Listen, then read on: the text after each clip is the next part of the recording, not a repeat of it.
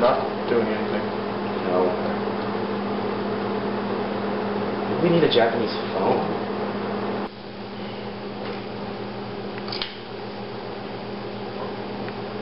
Hey, Slobotnick, you getting anything on this? Oh, yeah, about science. Good work, Homer. That's why you're here. Where's the phone?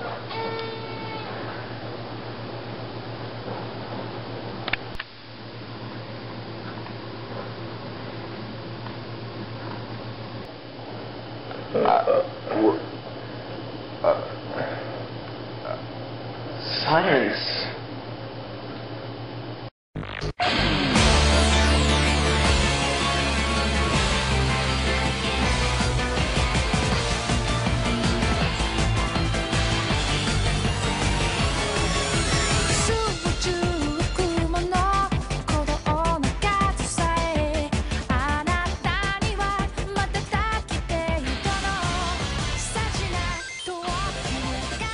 Hello and welcome to the second edition of the MCast. I am Enemy Vice's Alphen Lied, specifically N speaking, here with a round table of people to discuss with me again the wonderful event. It's more like a semicircle. I don't care. We're gonna have that argument every time, aren't we? Yeah. We did not do that the first time. No, we did. We did. He mentioned how there isn't a round table Oh, anywhere okay. here. I just don't listen to him. Oh, well, that's good on your part. Yeah. Guys, I am already tired. Tell me about it. So this is only going to get better. I should introduce everyone. Here joining me again is guest star turned community member, Patches the Clown. Hello. Give him a small clap, everyone. Next to him No is... applause. I gave you applause. Shut up. It was golf clap. That's good enough. If it's good enough for Tiger Woods, it's good enough for you. Next to him is Pyro Blue. Don't stop, Oni-chan. My hips, they're moving on their own. Oh, that was... It doesn't work without the...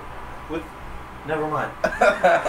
Next to him in that terrible joke is wonderful Dr. Homer Slobotnick. How's it going, Mark? Let's put some guy named Mark's mind. That's a gambit that one of the listeners, his name is Mark. I have a feeling none of the 5 people that listen to our podcast. Why are you knowing everybody's name on Anime Dice? Because he's the only one that actually does anything on there besides me. I posted a review. He posted a review and then never signed back on again. Should probably do something about that. I go on, I just don't do anything. Yeah, you need to do that. Alright, we actually need to start discussing stuff.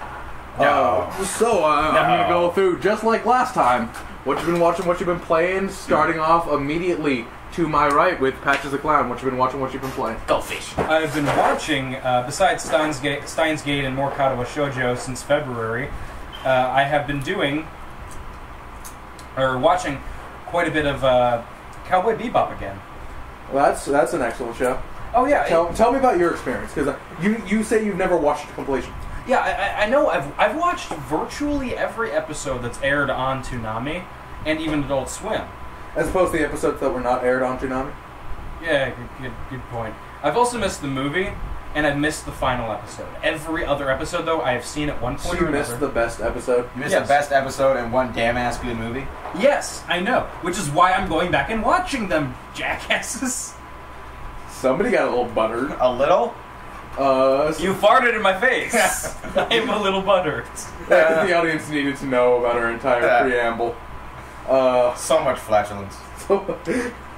We'll consider the room. Too much flatulence? I don't know. No. Yes. No. Yes, too much. No. What lowbrow level are we to the point where we're getting to fart jokes, people? That wasn't a joke. That was truth. That's the scary part. That's worse. Speaking of lowbrow, I am also watching K-On! K-On? Isn't that more like just obnoxious, cute, and a bit of autism than lowbrow humor? Yeah. Really? Yeah. So tell us a little bit about K-On! And your experience with K-On! I watch that show and I can't stop smiling. My smile gets bigger and bigger, and I'm like, oh, it's so cute! I think other things get bigger and bigger, and you think, oh, they're so cute. No, it just makes me want to pick up my guitar and start playing just watching that show. And it makes it's so cute. Everything's either making me smile or making me wish I was a good person or make me wish I played guitar more often. Or you could actually do those things. Yeah, but that would take some effort. And I'm already putting enough effort to click play to start the stream. I mean, hell. That clicker so finger. aside from like Moogie, tell me about Mio. I don't, Mio, the bassist. Oh, she's cuter. Tell me about it. Justify your decision. My decision is because there is no reason. Just watch it for Mugi, Mio, Ritsu. They're just cuteness for cuteness' sake. Cuteness for cuteness. It's like petting a bunny. Bunnies are bad pets. They smell bad. They don't love you. I would only pet a bunny for about maybe 10 seconds, and I was like, now I'm bored. All they do is bite you and shit. My bunny actually is very nice. Dude, all that does is shit. It stares at us like we're going to kill it and shit. That's all it does.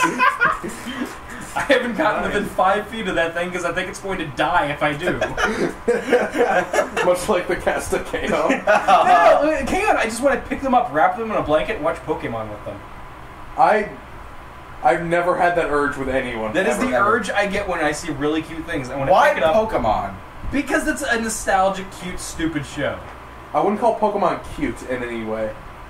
At all. I think some Pokemon even the games are, which I actually like, as opposed to the shitty show, I find there's nothing cute about the show. I say Pokemon because it's safe. There is nothing offensive remotely, or nothing creepy, or nothing weird. Dog fights are safe. Well, in concept, Pokemon is horrible. The only episodes that I would say are not good are Bye Bye Butterfree and Pikachu's Goodbye, because you will cry your eyes dry. Why is that bad? Well, because Patches does not like feeling emotions. They scare him like fire. No. The only thing I will have me have emotions is Katawa Shoujo. That is the only thing that will let me have emotions. Yeah, I know that's factual. I watched you watch Steins Gate. I know that's factually inaccurate. What about Clannad? I haven't seen that yet. That probably, from what I've heard, it probably will. Oh God, you are gonna cry. It'll tug on my heartstrings. Like I'm not gonna go there. Keep going. What else? The last thing I'm doing is I was playing Alan Wake. I was borrowing it from M, and I was playing Alan Wake. But I've gotten so horribly bored by the game that I have to stop, because I'd rather play something that it's at least a little interesting, like Silent Hill 3.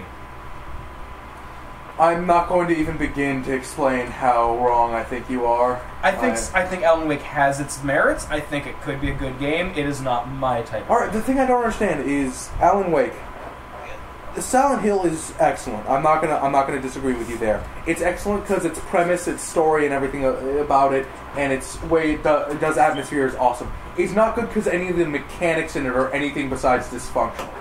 And so the only complaint I can have with Alan Wake is that it is also dysfunctional in terms of gameplay, but even more functional than Silent Hill 2. So justify to me why it's worse. 2 words: Stephen King. I don't like Stephen King at all. The atmosphere breathes, bleeds, comes, pisses Stephen King everywhere. Everything about it is Stephen King, and I don't like Stephen King. My next goal for the next podcast is to see if I can go through the entire thing without you having to reference genitalia. or the excretions thereof. You're gonna lose that bet. I know, but I just want to get there, people. I want to be better than them. Ejaculates. How long have you known Patches? Too long. Not long enough. That's never true. No, because I stopped. The day I met you, immediately when I got home, I was like, "This is a grave error." All right, so that's what I've been doing. What about you, Pyro? What have you been doing? Me? Yes. Oh my. Well, my girlfriend recently got back from up north on vacation, and out of nowhere, she decides to bring down a little show, a little anime. I've heard, and I'm not going to interrupt you in this version of the podcast. Version? Yeah, this is the many failures. I will not either. For what? Okay, for the anime is called Fruits Basket.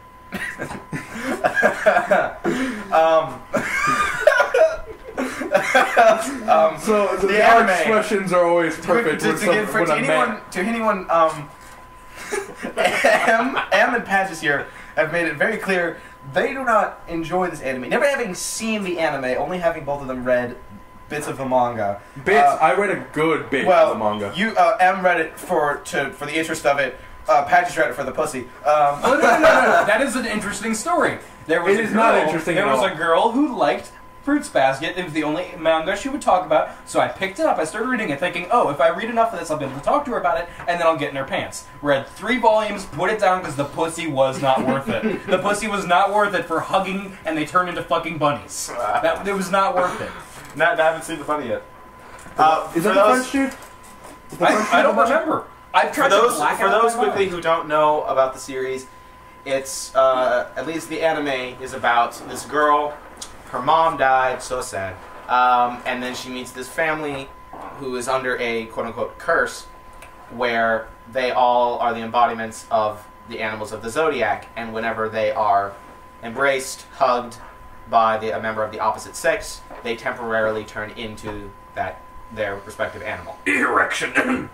To actually show some level of intellectualism, that is an allegory, or not allegory, that is a connection in psychology to the younger women that are the target audience for this, for in their mind, sexual intercourse is this scary thing that you're not supposed to want to do, but that has terrible consequences, but it is what you want. It makes them this... The thing in the show, that has never come up. At all. Really? Never. That is inherently different from the manga. It's like she never... maybe because you're not really in her head, even though, of course, you hear all the inner monologue quite a lot, but you never hear that much. A lot of the frozen face and the monologue going on. But there's never that much about the actual... any type of sexual contrast. Most of the time, whenever they do end up hugging her, it's, that accident of, oh, she's falling, someone has to catch her. And it's usually, I love whenever they bring in a new member of the family and you have to go, oh, I wonder what animal they is. It's not, the thing that I love most is not trying to figure out which animal it is, it's trying to figure out how are they going to hug her. Yeah. Like, this dude who had it's such a sad backstory, and it was such a great scene listening him, and then he sees in the girl just a remembrance of the woman that he had to let go. And then there's a scene where she slips on the snow, and he ducks to save her. And then he turns into a seahorse. Wait. Yeah, there's a couple. No, they bring a lot of the animals. Like, did they just run out of zodiac animals? Well, no. Like, there's this interesting. No, let me phrase that. Not really interesting, because it does have a lot of coincidental. This is the biggest coincidence in the whole show. Is that there's this one character. There's mainly 2 guys that go quote unquote after her. One is the mouse, and the other is the cat. For those who know about the Chinese-Japanese zodiac, there is no cat in the zodiac. Yeah.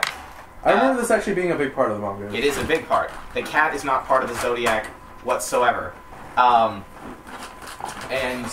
one of the main characters is the cat. And that there's this ancient story that, the Lord, quote-unquote, had a big party, invited all of the zodiac animals, and it was the rat's responsibility to tell the cat, and the rat decided to be a dick and not tell him. And that's why he's not officially part of the zodiac. I actually think that is part of the story. Yeah. And so her mom, the main character, is told that... the seahorse? Apparently it's a very big family, and that only the head parts of each of the family are that certain animal. That's dumb. It's pretty dumb. It's really fun. Why did he not die because seahorse and snow? No, that's actually the thing. When it first happens, she likes screaming, "What do I do? Do I put it in the bathtub?" She puts it in the bathtub and he changes. None of what you see. But it would die. Yeah. That's fresh water. And that's not even good fresh water. That's chlorine-filled horror. You're chlorine-filled fresh water. It'll be fine. But overall with the show, so far I've watched about, out of, I believe it's 26 episodes, I've only watched about 10. I don't have a big problem with it. I will end up writing a review for it for the site when I finished with it. I don't know when exactly that will be, can't really give a date. But I can first out say I would not give it anything above a 3 out of 5. It does not deserve. It does not deserve that. Yeah, at best, it is 3. The same thing as everything else. Well, 3 being good, as in it's average. Yes. It doesn't necessarily suck. It's not bad. It's not terrible. Yeah. This story. If for the audience it goes for, this is it. Anything 4 or 5, that's for the stuff that goes beyond what it's supposed to be, and is just awesome. Yeah. That's the main thing I've been watching. One thing I'm really excited for is, I believe next month, being August, there is a new series. It is a sequel to Code Geass. I'm very skeptical. I can't really say anything. I can't remember the name because it's long Japanese. Yeah, just Code Geass, Moonspeak, Europe. And then there's an interesting trailer about it where now all of the mechs are in CGI. Yeah, that looks bad. A little bit. I'm gonna go out there. That CGI looks bad and jarringly bad. It looks bad and you should feel bad. It does. No. But I'm interested to see where it goes. This was a fucking stupid joke. You should feel bad. No. You're stupid. By the time the actual the network, by the time the meme has gotten to the point where it's on the network, it is no longer funny. It hasn't been funny for years. You haven't been funny for years. I'm gonna touch your penis and you're not gonna like it. And the homoeroticism comes forth. He couldn't talk about Boku no Pico on this podcast. He had to bring up. You brought it up. I'm allowed to do anything I want. I'm the host. I'm M. I get all the power. All the bitches. Well, no. The Mitches. The Mitches. What? You know, bitches for M. The Mitches. That. And we're done. We're done. All right. Overall, I'm interested in that trailer, Fruit Baskets. Interesting to see what comes next. Yeah, between Fruit Baskets and the shitty jokes, I'm so disappointed in you right now. Oh, what do you got? Everything. How long are you going to talk about yourself? All right. So, to finish up our conversation, the Code Geass stuff, you're interested, I'm interested, I think it's a cash-in.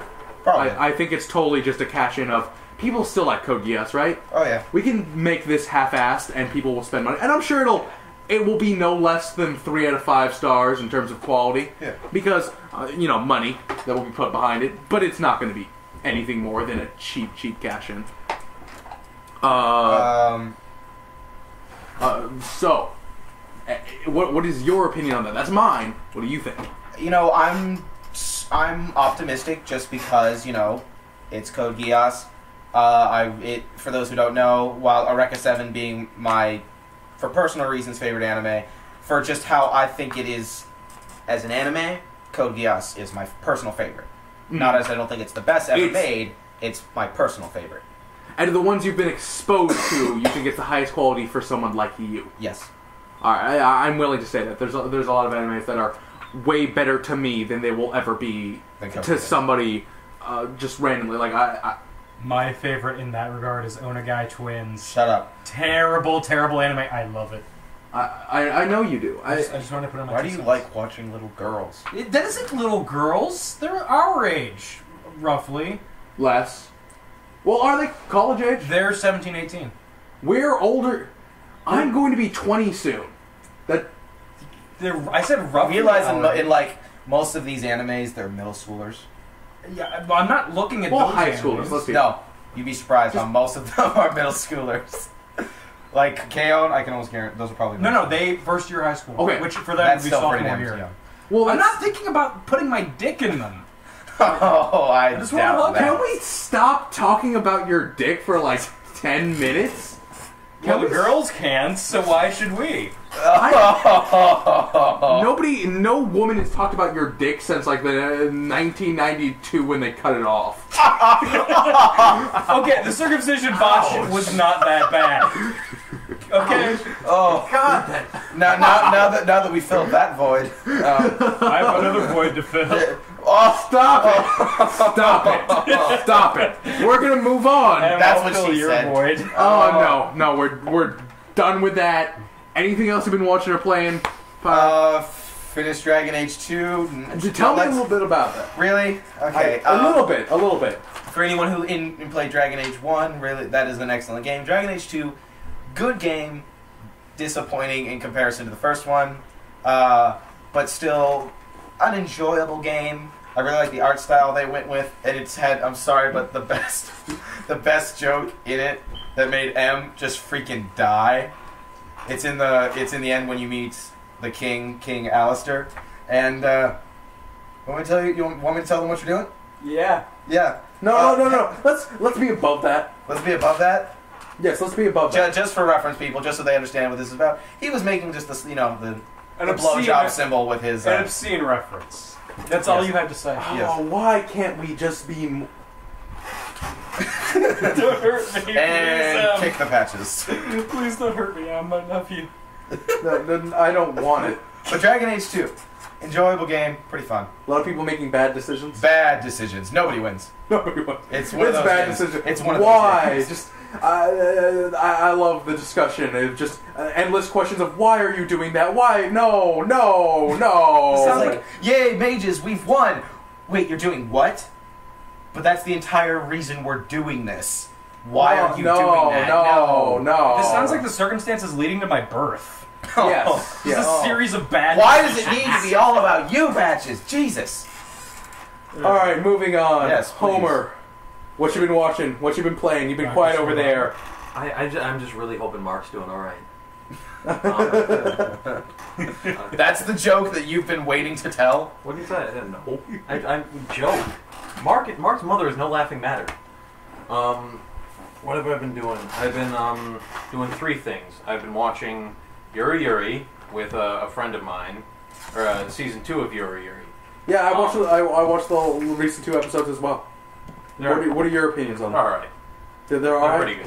They're pretty good. Yuri, for anyone who doesn't know, it's basically middle school where except all the girls are there, despite it not being an all-girls middle school, and half the cast are lesbians, half the cast are questionable. And the only one non-lesbian, the main one. You could argue that Yu does not apparently seem to be interested in anyone at all ever. Yeah. And Akarin is, I don't know. It's just not like overt sexualization of anything, which is somewhat pleasant.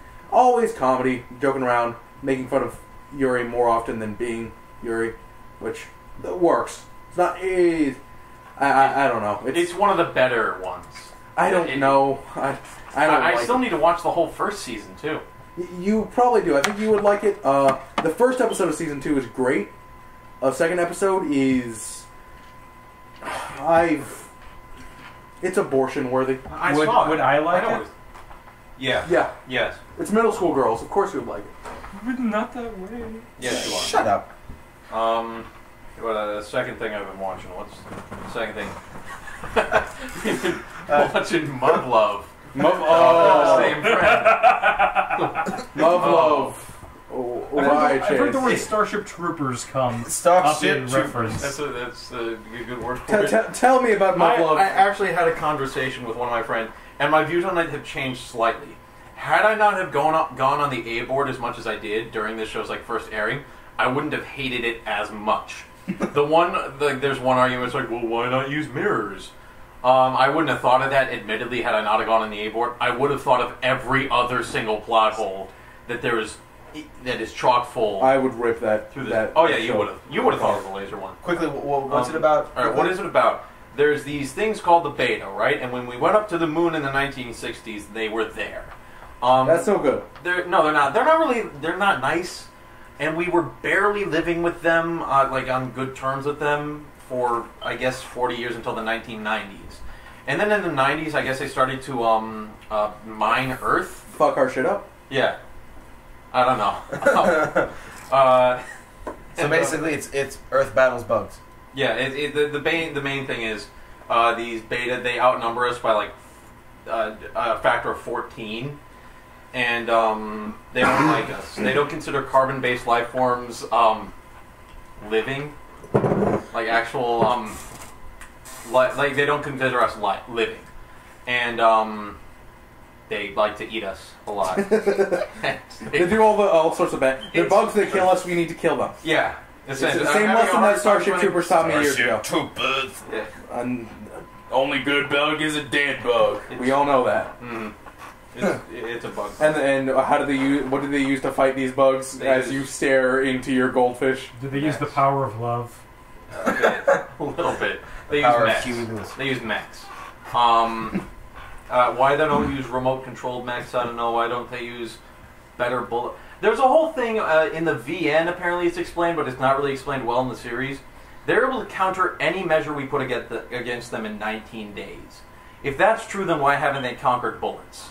Because they haven't conquered bullets at all! Every single one is susceptible to bullets, except for one class of them, which is only a third of its body, and it's the front third. If you get behind it, and it doesn't ever turn around, it just keeps on going forward. If you were to set up, like, why not slopes? Bombers? No, just slopes. Like, let's say I had a slope, and a little hollowed out thing at the end of the slope, like a ramp, with a turret behind it. And you set up just a line of those. And then the things will go right over the slopes instead of demolishing them, you know, because you can't really, it's hard to demolish a slope. And they'll go over the slopes, and then as they keep going, turrets! Your problem solved. It's not really... They have flying robots. How is this a problem? I don't know. And then you're telling me that they have mechs these way, but like pilots only survive for 8 minutes, and all of the men are dead. So that's why they use like these teenage women. What? Now the teenage girls are retarded. They're stupid. The only good character gets introduced in episode 3. So they're teenage girls. Yes, they're teenage girls. That's accurate. That's accurate. I was really mad at a couple of them for doing really stupid shit, but then they're teenage girls. What else? And they're panicking. What else are they going to do? But there's a lot better ways to fight them. There's a lot better ways to fight the beta, like the slopes, or like bombers, or like other things that are infinitely more effective than mechs. Even if, like, I refuse to believe that they have these mechs technologies and all this advanced giant robots gun them, yet they don't have remote control. Predator missiles. Not even Predator missiles. Just remote controlled robots. So they don't have to go through the money of retraining every already dead people. Yeah, these dead people. It's just if you picked to pilot a bot, you're gonna die. So why not just remove that factor entirely and make it automated? You can have more bots out there because you can have more pilots out there at once. Because you're not risking them. It's latency. You know that 5 seconds. As any first-person shooter pro will tell you, that 5 seconds, it matters. They don't want a low KD spread. Just make sure they have a low ping. That's about it. That was bad. I blame myself for that one. That's what I have to say about Moblog.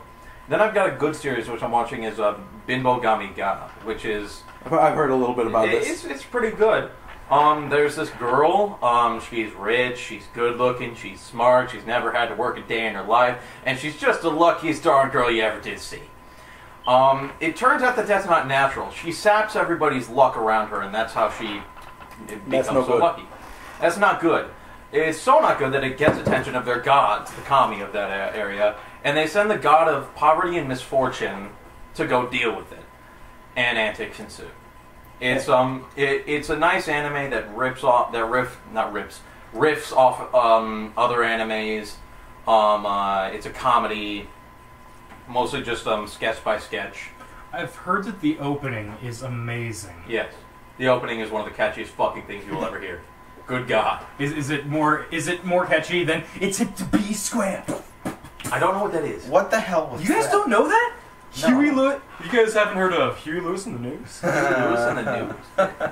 It's hip to be square. It's a catchy fucking song. No, I gotta give it to him. That is a catchy song. Now, Anime Vice, go look up Huey Lewis. I'm really and the news. I don't think. And the news. I don't think. This needs to be. I'm really fucking tired. And the news. I have to get up at 6 o'clock in the morning tomorrow. Oh, boo-hoo. And I still have to pack because I'm going to Wisconsin. My flight leaves at like noon. Wisconsin. Yeah. I get to shoot guns. Say hi to Marge, yeah.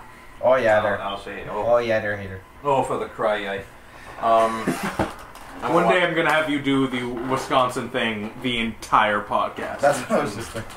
We're not gonna bring attention to that. No. We should watch Fargo first, so we're all doing it. This is literally the third time we've recorded this whole thing. We recorded it once and something messed up, and then we recorded it again, and Pyro Blue, in his infinite fucking wisdom, good fucking God.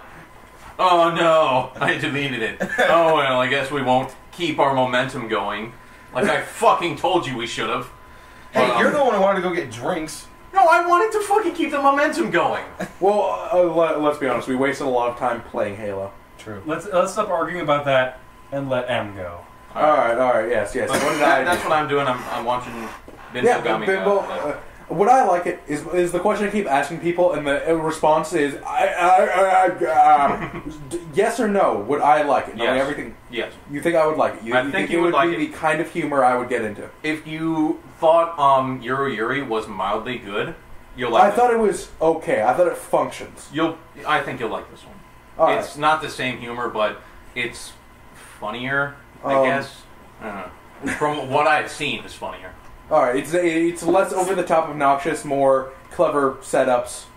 Mostly, yeah. Actual setup and actual punchlines as opposed to... Bobby is the best priest I've ever seen. Bobby's the best... Bobby's the best priest. You'll get it when you watch it, but Bobby's the best priest. There's a character named Bobby. He's black and a priest. I want the most Japanese black man in an anime one day. It's close. Just as Japanese as it can humanly get. Instead of every black man in anime being Funky Student from Persona 4. I remember Funky Student. My favorite teacher from that game was Samurai Teacher. That's 3. The Samurai Teacher. Oh, okay, yeah. Who wears the helmet the entire time. Mm-hmm. What have I been doing? What have you been doing? What do I waste my time on? What you doing? Let's see. I first thing I've been doing, a good portion of my time, is I've been playing a visual novel that, because I'm not skilled at linguistics, I spent my time learning Russian and English. I can't pronounce 3 vowels at the same time, but it basically means blue-white. Can we get a translation from our technical support over there? Aoi Shiro. Alright, we got it. Who was that? We'll leave that a mystery. So, it turns out, basically I got into this. This was the one I mentioned in the last podcast about a kendo club. They go to this island. I'm sitting down. I immediately am aware that the main character is exactly like me in every single way, except a woman and better with a sword. Deadpan, serious nature all the time, and an obsession with correcting people about historical information, and everything. It's perfect. So, what are you guys doing? I'm sorry. What are you doing? I'm sorry for interrupting you. No, Patches, you just bursted out laughing. What just happened? What happened? No, I'm saying... What happened? Nothing. I don't know. Nothing. Oh, that's dumb. Nothing happened, audience. Nothing happened. Me and them are both in the dark. I don't know what the fuck. I figured it out. It's not worth our time. It's not. Okay. Alright, so basically follows the adventures of Kendo Club. They go to this island, hear about this whole magical story about demons on this other island. Don't matter. They go to this island, everything seems pretty cool. They're going to train kendo stuff. It's all cool. Basic visual novel shit. I meet this Tenzin looking motherfucker that's a monk that practices swordsmanship. This is awesome. Then they start talking about this hidden festival that nobody's supposed to know about, and they gave me this sword that can hurt demons, and then the opening plays, and I found out fucking demons everywhere! And fucking vampire. I just got to the part where I see my first Oni. Really? Yeah, they're like these little... They're almost like the little bat children from Hellsing. Okay. The little vampire children, the weird shit. They tried to chase me and murder me. Apparently also I can heal. Magically heal. Wait, there's what, battle? What? No, in the story, my character falls on the rocks, gets up, starts running with this little girl that can't speak. I end up getting there. I'm supposed to be bleeding around the leg. I look down at my leg. It's fine. So apparently I'm fucking magic. This game... What if she's magic and she healed your leg? That's probably it. Probably. She has that whole, clearly was a resurrected priestess thing going on. Stop playing with your goldfish, Homer. I can't. I'm throwing it at our technical support. May I have some goldfish? You may. If you throw one at our technical support. Okay. That's... Stop it, gentlemen. Why? Getting back to the main focus of it. The cool thing about this, and is the thing about visual novels that I kind of really like, this game fucking terrifies the shit out of me. Horror games do nothing to me. Dead Space, nothing. Fatal Frame, something, but we're not getting into that. Silent Hill, nothing. You know what does scare me? Playing a game where if I eat the wrong donut means that I'm going to lose 8 hours later. It scares the shit out of me. Are there any save points in that game? Yeah, no, you can save infinitely, and every time I've ever had to make a decision, I have a mountain of saves for every decision I've ever had to make before. The thing is, 8 hours in, I'm not going to know what decision completely fucked me over. I'm just gonna have to keep trying, and apparently it's really good to get a bad ending in this game. Bonus? No walkthroughs! I think that's why it scares you the most, is because there's no walkthroughs. Yeah, nothing. The internet provides me no information about this. However, really cool art, really cool music, nothing. So I've been playing that, and it got me thinking. I really hope that kind of depth and difficulty starts to happen in video games, because I think choice is kind of redundant when in the end everything's going to be fine. You know, like, I really just don't think that would be a cool twist. And I kind of want to hear everyone's opinion on that as an idea, as advancements in terms of just video game design. Yeah, that's alright. When it comes to that kind of thing, I'm okay if it's something if you sit there and think about it, you can decide, you can realize what will happen down the line. And it may be something that is, like, have two neutral things, and you don't choose the lesser of two evils, you pretty much just, like, what were you talking about with that one game where if you don't throw the boot, you die? King's Quest. Oh, yeah, I find that a bit too... That's too much. It's too much. Like, if it's a ridiculous thing, like eating the wrong donut, that's stupid bullshit. Here's another example. I was playing The Witcher 2, and you were there when this happened. I think you might have been there, Patches. You were there. There's a part when in the beginning, you have to decide, oh, am I going to kill this prince or not? Oh, yeah. I worked pretty hard to not kill him. Well, then you have to escape jail. While escaping jail, if you did not kill him, you help him get out as well. When you get out with him, you get out through a secret entrance in, like, where they store all the oil. The son of a bitch opens a flame, and as you're walking out, blows up the whole castle. Oops. That's... I have a feeling that's going to help you later. I don't know, but just like that, I'm not a fan of that. Just... no one could see that coming. You couldn't see it coming, yeah. I don't like it when you work hard to do something good, and then it does... I totally think that's going to help you. It will help me, but I mean, like, when you do something good, and then it does nothing but bad for you. Heremont and Balin from Dragon Age. That's different. That doesn't immediately affect you. Adam says, this could possibly affect me in the future of the game. I'm just saying hopefully it'll help. But at first glance, everybody keeps bitching at me. You burned the whole... Oh, and everything gets blamed on me. So I just burned down a whole castle, as well as killed their king.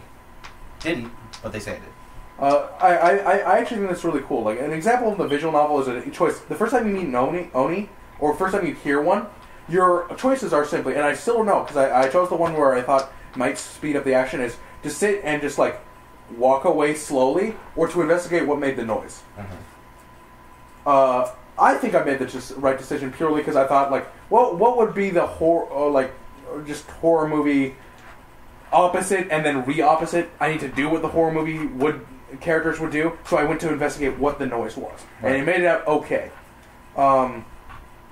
Who knows, maybe because of the leg scratch I might tear, I don't know. You might have prevented someone else from investigating it and finding out some horrible way. Oh yeah, or there was my favorite character goes out on that beach that same night. Doesn't believe me, demons are there. Hope she's okay. Oh my. No idea. Might be dead, might not be. That game scares me. I'm in another... every time I get to a really hard question, I save the game and quit. Just to think about it for an entire day. And then just go play it again. So it's moving slowly, but really kind of cool. It's not been entirely... You got something to say? He just did the whole stop and think about what you're doing. Stop. That is a major spoiler for Katawa Shoujo, so we're not going to get into that. At least not now. So that's been mostly what I've been doing. And I think that's interesting purely because, you know what, and I'll disagree with you, Pyro, I think it's cool that actual things have actual meaningful, immediate repercussions. Although I'm okay with immediate, but I don't like it when... you don't like being punished for doing what you think is moralistically good. In some ways, or at least, in a way that you can at least say, well, that didn't go the way I wanted it to. I don't like it when it's just... You did, like, in a game, you work hard to do what is sensible and good, and you get nothing but hell. Mm-hmm. I don't like that. I think that's interesting, and I think you don't play video games for the real world. True. But I think that's interesting, and I think that works better in The Witcher specifically. True. Because of the nature of that. What else have I been doing? I watched Yuri with, well, not with Homer, but discussed it with Homer, but you got that part earlier. Watching that one, what was it, Pyro? That magical girl show that's really dark? Puella Madoka Magi? Yeah. Magica Magi. Yeah, I've been watching that. Which thing You is mean that so Madoka far? Magica? Yeah, I have not seen that in a long time, so I didn't know the name of it. I actually spent some time watching it. I'll review it later. I'm not gonna get Just quick thoughts about it, just quick. Basically, the whole thing is a magical girl show, except exactly, I'm not going to mention why, but literally, you have your generic magical girl opening, ending, the atmosphere is exactly what you expect, and then episode 3, flip of a switch, they change even the ending and opening to match this flip of a switch. Total tone change, everything gets dark. Like episode 12 of Steins Gate. Yeah, like episode 12 of Steins Gate, except a way. It's in this, they design it to be a trap.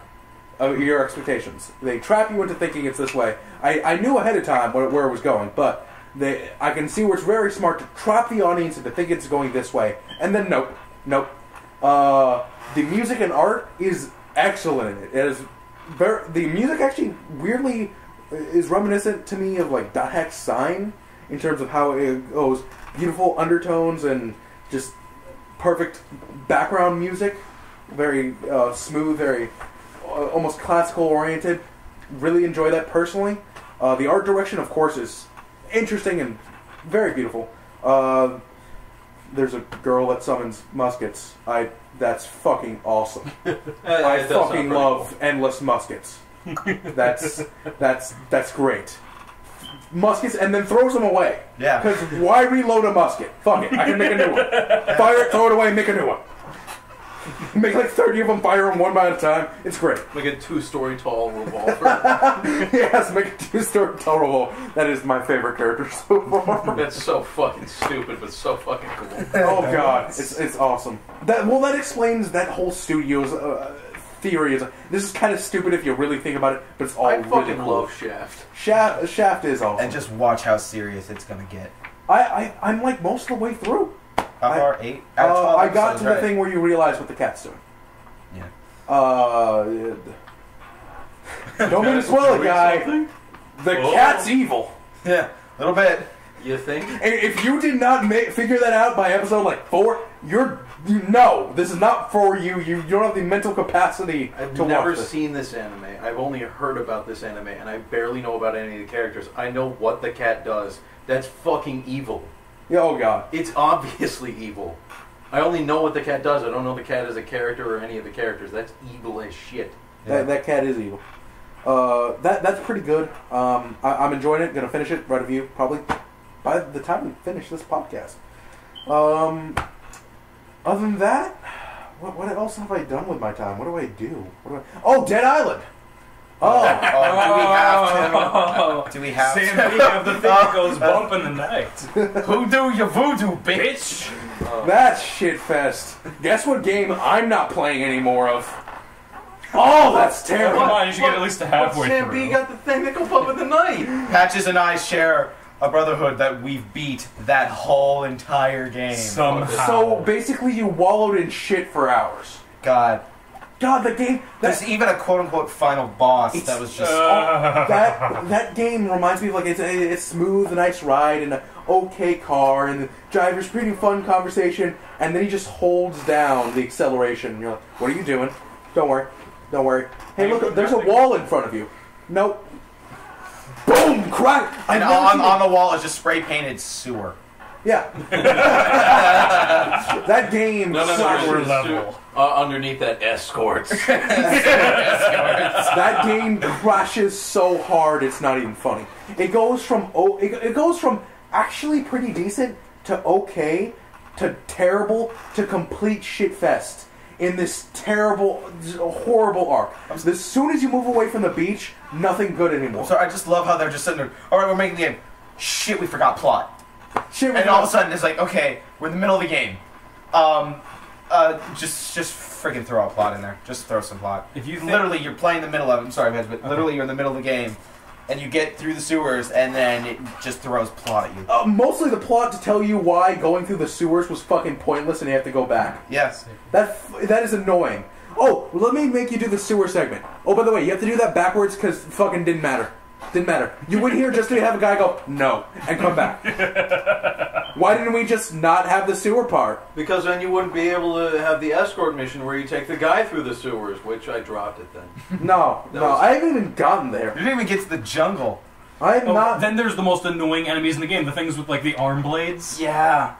They're like a mix between the two They most annoying enemy basically types. have axe or knives for hands. You know what makes the game infinitely easier? What? Are the developer mods. I actually played and got enough where I got developer mods. I got Force Lightning. You can get Force Lightning in the game. It costs all your shock fatigue. mods are pretty good. No, it costs all your fatigue, and you can take down the biggest enemy in one hit. So basically, lightning bending. And also, there was the glitch where you could just make infinite weapons. Really? Yeah, it's just a special way. You hold the weapon, you drop it, but then you pick it up again. That weapon is still on the floor, and you're still holding it. You can just make as many as you want, sell them all, get as much money as you want. That's probably been fixed by now. It has been. Just like they made kicking cost stamina, because this game wasn't hard. The thing that happens to you when you die. What happens when you die? Oh, the best glitch in the game. I bothered to get a military machete, purple item, really nice, upgraded all the way, put the double shock mod, not even the shock mod, the double shock mod. By the way, I think it's important to say this for some reason this game operates off of it takes its item logic from WoW. World of Warcraft.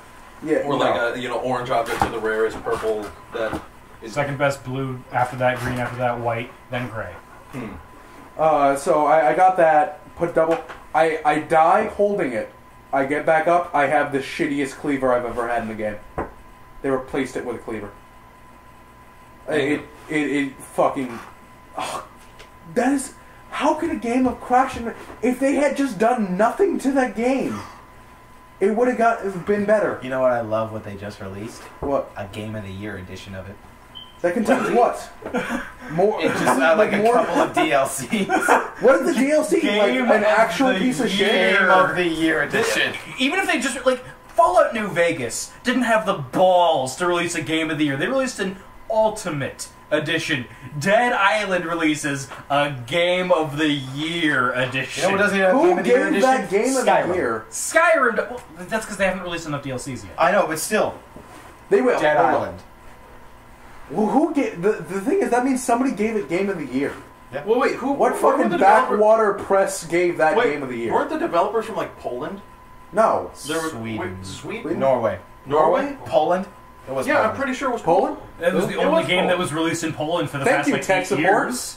So Yeah, that's right. Because was it People That Can Fly that worked on it? No, or was that's it, they work with that was Epic Games. Epic Games. Yeah. What other games are released in Poland that are made by Polish?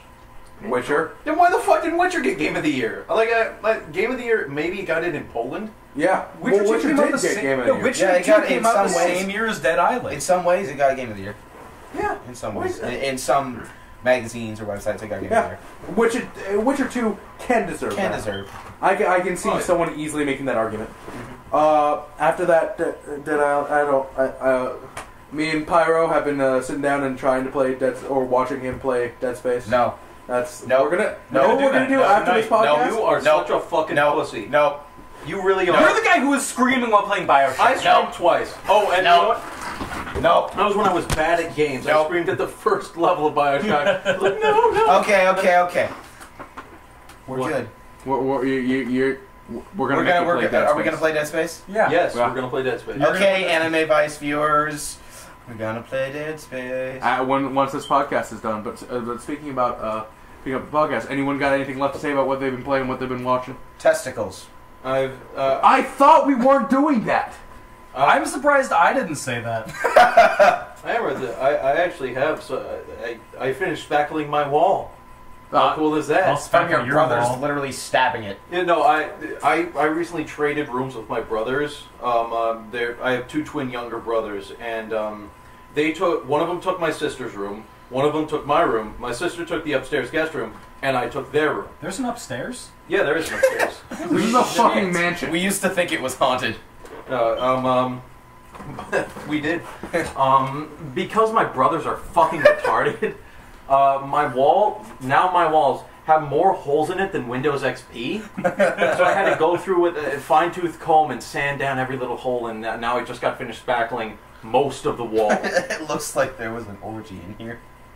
I don't know what orgies you've been to, Pyro. My orgies That's are usually not orgies with horrible aim. I usually lay down a tarp.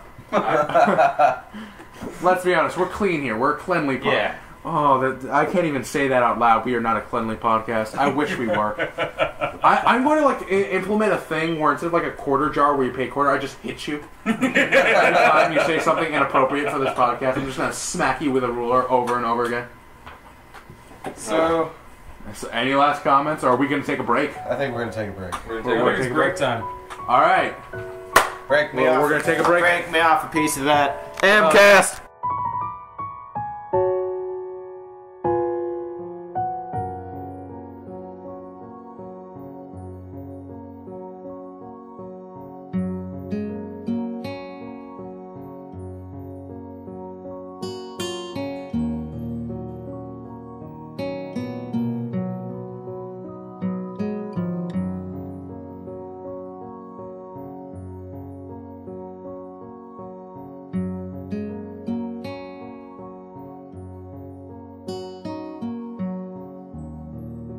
Hello again, Anime Vice and YouTube community. Hello. It is I again, Elfin Clyde, M specifically. We came back from a break, we played a little Halo, we did a little video recording. I did so well in Halo. Oh, You did okay. I did. That was brilliant. that was entertaining. I wouldn't necessarily call it grade A, but definitely up there. 17 KD spread's alright. I mean, Yes, so was a 21. yeah, so was the 21. I gotta say. Well, Pyro, you just had to bring it out there. Yep. So Slap it on the table. So we're back. We're here to get to the meat of this podcast. Anyone who listened to the original podcast, it was a spoiler cast, the original one of Legend of Korra. This one we're doing a little something different. We got 3 subjects. We're going to follow the halfway rule, which basically means anything until the halfway point of these individual things is not spoiler territory. If say you don't want to go to halfway point or want us to talk about up until the halfway point of Steins Gate, this isn't for you. Our subjects of the day are going to start off Katawa Shoujo, Fatal Frame, and Steins Gate. We all have taken out time to do a little bit into all of these things, with mild exception. And I'm thinking we get right to it, gentlemen. Yeah. All right, we're starting off, Katawa Shoujo. For those that don't know, visual novel, created for free by the, of all places, 4chan. A-board. Specifically A-board, decided to get together, make a visual novel, and probably bring a shit ton of fans into the community and into visual novels as a whole that would have never, ever looked at one before. So in that, I think it's worth talking about, worth noting. Anyone want to give a brief oversight of what Katawa Shoujo is? Patches, I think you'd enjoy. I cried less hard over my best friend having sex with my girlfriend. Oh! I'm not even joking. This made me cry so hard. I love Katawa Shoujo. Every single time I play that game, on one of the routes that I like, I cry. At least once, if not more times. And there's nothing wrong with that. And I'm the kind of person who It's laughs. okay to feel sad. I laugh at dead puppies. I laugh at 9/11. I cry at. I cry at Katawa Shoujo. Oh. Hey, it's been like 7-11 years. We can get America hurts. America. Oh god. So we can get on to the humor. So long story short, I think everyone here that had exposure to Katawa Shoujo can at least confidently say it was pretty good. Yes. Anyone here going to argue that Katawa Shoujo wasn't quality, considering that anyone got it for free? I think it was quite the package. Well worth it. You know, it could have been better in a lot of ways, especially comparing it to having seen the visual novel you spoke of earlier. Oh. But for a bunch of guys on the internet, 4chan, of all places, damn. Damn. I would pay $20 for Katawa Shoujo. Not even kidding. I'm a person who would barely pay $5 for a CD. I'm not, and I will pay $20 for Katawa Shoujo. The real question here, Patches, would you pay $60? That is according to the rule of American economics. Doesn't matter how good the game or how important the game is. If it was released on PC, which most visual novels are released on disc, it's $60. Would you pay $60 for Katawa Shoujo? No, I would pay maximum $35 for that. I would pay Really? a maximum of 20. I don't. Quick question: having not known of having not known of what Katawa Shoujo is, or having never played it, would you still pay that $35? I would probably try to find a better deal for maybe $20. That's the most I'd pay for something I don't know. I can confidently say, I'm the only one here who hasn't really played Katawa Shoujo. You played a little bit. You've seen it. I played 15 minutes and did a horrible narration while one of our friends recorded, and I want that deleted because it's stupid. You all are the only ones who... You would think it's funny. I think it's stupid. Excuse me, I sat there and played porn music for your background, and you know what? I'm kind of proud of that. I'm a little proud of that video too. I played 15 minutes. To spite you, I'm considering posting it on the MCAST If you channel. do, I'm going to punch you. I'll leave you. Bring it with the fists, Homer. Bring it with the fists. Keep them up. But so having not played the visual novel and only playing Lily's sex scenes, I don't believe I might pay $35 for it. Having it if I didn't know you all, I wouldn't pay $35. Knowing you all, I might pay $35 for it. I would definitely pay $20 for it.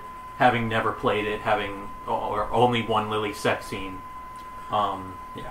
Speaking of Lily, I think it's important that we talk about the characters. I'm going to get to that in just a second. Yeah, I think... we need to give a little more direction to the importance of kind of the visual novel format because it is so alien to us as a whole. Spacebar. You're going to click it a lot. Well, yes, but let's give it a little bit more than that. Yeah. Having played a good portion of the game, I admit that for reasons that I can't even begin to excuse, I've never played Lily's route. I've played three of them.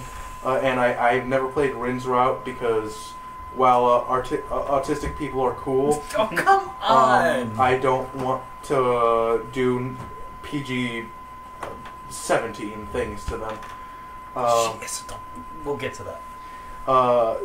That is an R rating thing you are doing to her. I don't know what kind of PG-17 movies you've seen. You sick fuck. That is some R rating bullshit. You.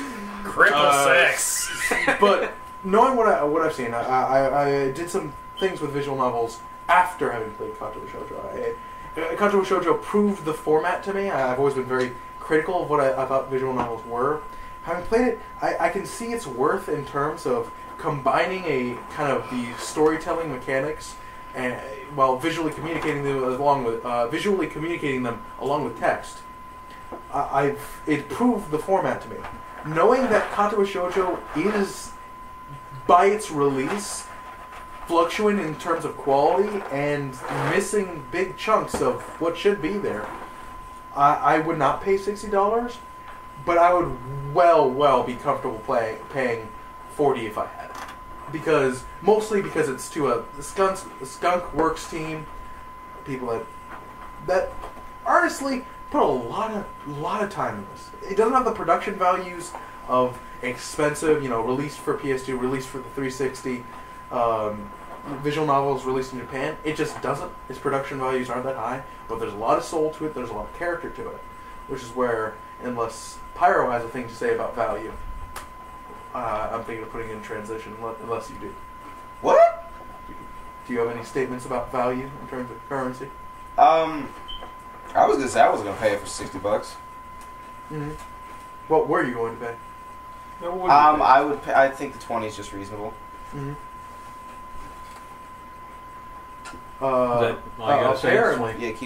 Apparently, Patches, I like this game better, more than you, even though you've spent far more time playing it. You just even though this game is on your top 10 best games ever made, top 5 best games ever made. You were not willing to cough up the cash for it. How shameful! I'm not willing to cough up more than about $60 for any given game. Given what Katawa Shoujo is, as much as I love it, there isn't a lot necessarily... it isn't of the same class as Fallout New Vegas. In terms of time you put into it, it's arguable that you've put in more time, well, not New Vegas, but into Katawa Shoujo than almost any other game that's come out. And how many other games that have come out are in my top 5 list? 3. Exactly, 3. Assuming New Vegas is even in your top 5 list. Yes. 3 games. I'm guessing one of them is Duke. Yes. Yes, it is. Due to some technical difficulties, we're going to have to say goodbye to Pyro a little early tonight. Yeah, sorry everybody. Hope you guys enjoy. Katawa Shoujo, great stuff. Steins Gate, great stuff. Fatal Frame, have fun. We're going to have him play some Dead Space later, though. I hate you.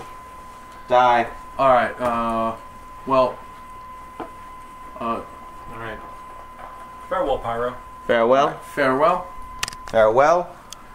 Hope you guys have a great night. Will do. Alright. Enjoy. Alright, moving on to our discussion. I was hoping to get into the next part of our Katawa Shoujo discussion about some of the characters, giving a little introduction, and mostly about the thematic difference from what you expect and what is there. I think I actually might be able to give a pretty good description of each of the characters. Alright. I'll tell you when you're wrong, but... You know. Well, I'm going to try to give a neutral description of each of the characters because there are people. You try to who do like a lot of characters. things, Patches. You try to do a lot of things. There are people who I have played all of the routes. I have read so much about this game from so many different perspectives of so many people who've played this game that I think I may have a really well-rounded opinion of this game. First off, the main character is a guy named Hisao or Hisao. I think it's Hisao purely because I've heard that name in Japanese 1,000 times. Like, the main character of GU is Hisao. Okay. To our main circle of friends, he is known as Hisagagamago. Yeah. Hisagagamago. Thanks to Homer for a series of wonderful nicknames. And that shitty narration. I love that shitty narration. So anyway, the main character is Hisao Nakai, and he is a late year high school student in Japan. He experiences a very horrible heart attack when a girl confesses her love for him, and he winds up staying in the hospital for a couple of months and then being sent to Yamaku school. Basically being a kind of dorm school for those with different sorts of disabilities, or in some cases just kids going to essentially any kind of dorm school. But for the most case, it's to not necessarily babysit you, but to allow one kid to receive higher or good education while still being able to take care of their individual needs for different kind of issues. For example, there's a full-time nursing staff that has an entire wing of the school because of all the physical the various physical ailments that the students have. It should be mentioned that it's a school for people with physical problems, not necessarily mental problems. Although, as M may imply, there is at least one character that he seems to believe has mental impairments. I could swear that when I was playing one scene, I could see a guy with his mouth hanging open, staring at the ceiling in like the far back right hand corner. He has narcolepsy. He fell asleep. Okay. The developers actually said that. Okay. I thought he was No. Yeah. That'd be pretty funny. That'd be terrible, but it'd be pretty funny. Most funny things are terrible. As we've discovered before. While Hisao stays at Yamaku, he meets several people, specifically 6 girls that he can go down the route of 5 of them. 2 of the girls are pretty much part of the same route, sort of. You date one of the girls, and the other girl is a close friend. The girls are as follows, with their disabilities. There is Lily, what was her last name? Lily, fuck all if we care. Okay, last names don't matter. She's Lily. Scottish. Lily is half Scottish, half Japanese. Lily blind. Blind. She is rather tall, about as tall as the main character. She is very sweet, very nice, very smart, and very refined. She drinks tea and she walks with practiced ease. She is a mother to those around her. And she's Always always right. right. Lily is always right. That is a little... I wouldn't call that a spoiler, it's more of a tip. Always listen to Lily. She anytime you have any sort of anything, she's right. And which, actually, I will use to defend my argument that is about to happen about Rin. I will use a quote from Lily. Keep going. The next character is the president of the student council, Shizune. Shizune is a born deaf mute, and to communicate with everybody else, she knows sign language, which nobody else knows except for her best friend Misha, who is this bubbly, pink-haired girl that is incredibly loud. Powered entirely by the drills. Her pink hair is in the shape of drills on her shoulders. Oh, before we go any further, Lily's wahahaha. Or Misha's. Misha. Or Misha's wahahaha. A lot of people find it really annoying. Yeah. When I read it first, from what little I played, I read it, and I read it. It makes it so much better if you read it in a different wahaha. I first read it as Wario's wahaha. Until whenever you play this game, if anybody hasn't played this game yet, and you see Misha's wahaha, my friend told me this, and now I can't think of anything else when I read it. Is disturbs down with his sickness. Hey Hisayo, you better not be late to the club meeting again. Homer, dude, he's better than you. I didn't know if he could do it because he didn't do it before. Hey, I've never heard him do it. Hey Hisayo, you better not be late to the club meeting again. He does do it pretty good. Okay. Anyway, Shizune is incredibly, incredibly controlling, very tsundere, very, very controlling. She has very horrible power issues and will do anything to maintain control. Did I mention she has control issues? She takes the whole tsundere thing so far, it's psychotic bitch. Opinions. Some people like tsundere. People are I don't retarded. care. Also, some people like pedophilia. I don't necessarily sit around and going, maybe we should care about the pedophiles. I sit around and telling people, oh, tsundere's cool and all. Not when they're psychotic. I wouldn't so much call her psychotic, at least not in the first two acts. I will... Tiny bit of a vague spoiler is that the first two acts of Shizune's routes, very arguably, are a lot better than this next two acts. I will argue that the whole route is the most miserable thing. It's the only route that contains just one question. Or one actual act of gameplay. Well, Do you comfort Misha? Well, does real life always have to have some sort of drama? The thing is, it's the most realistic of the routes, if just in terms of like things that actually happen in life. I know it's not the most realistic of routes. No. Hold on. I have heard it described this way, that the way it seems like just a couple of little slices of action with nothing really happening, just little bits of things, is kind of like how Shizune always compartmentalizes her life into little segments and stuff. Always, her life is always in little segments, so is your time with her. Imagine her route is You being spend done a lot of from her time with perspective. 9/11 conspiracy theorists. How about they just didn't think of adding more fucking questions because Shizune chooses every one of your actions. That's the other thing, is that she Moving has a on. lot of control, and that's the Moving one on. time that you have a question is when she Moving does not on. have control. Moving on. Moving on. The next character, who I deem as my personal favorite character, is Rin Tezuka, who was born with no arms below the elbows. She has incredible artistic talent, but is fairly insane. She may come across as just some kind of smart, deadpan snarker at the very beginning. She comes across as autistic. No, eventually that's how it comes out to be, is that she just seems to be somewhat insane. I having dealt with, on a serious note, having dealt with many people with different forms of autism and Asperger's, for the audience, I used to work as a tutor and instructor for kids with mental disabilities. And while I make a lot of bad jokes, I can identify it, and it isn't meant to make fun of her or make her a worse person. Her inept ability at any sort of social skills, nor comprehension of the universe as a whole, and her incredible skill at one thing, all points towards high-functioning autism. She is high-functioning, but she's autistic. That's it.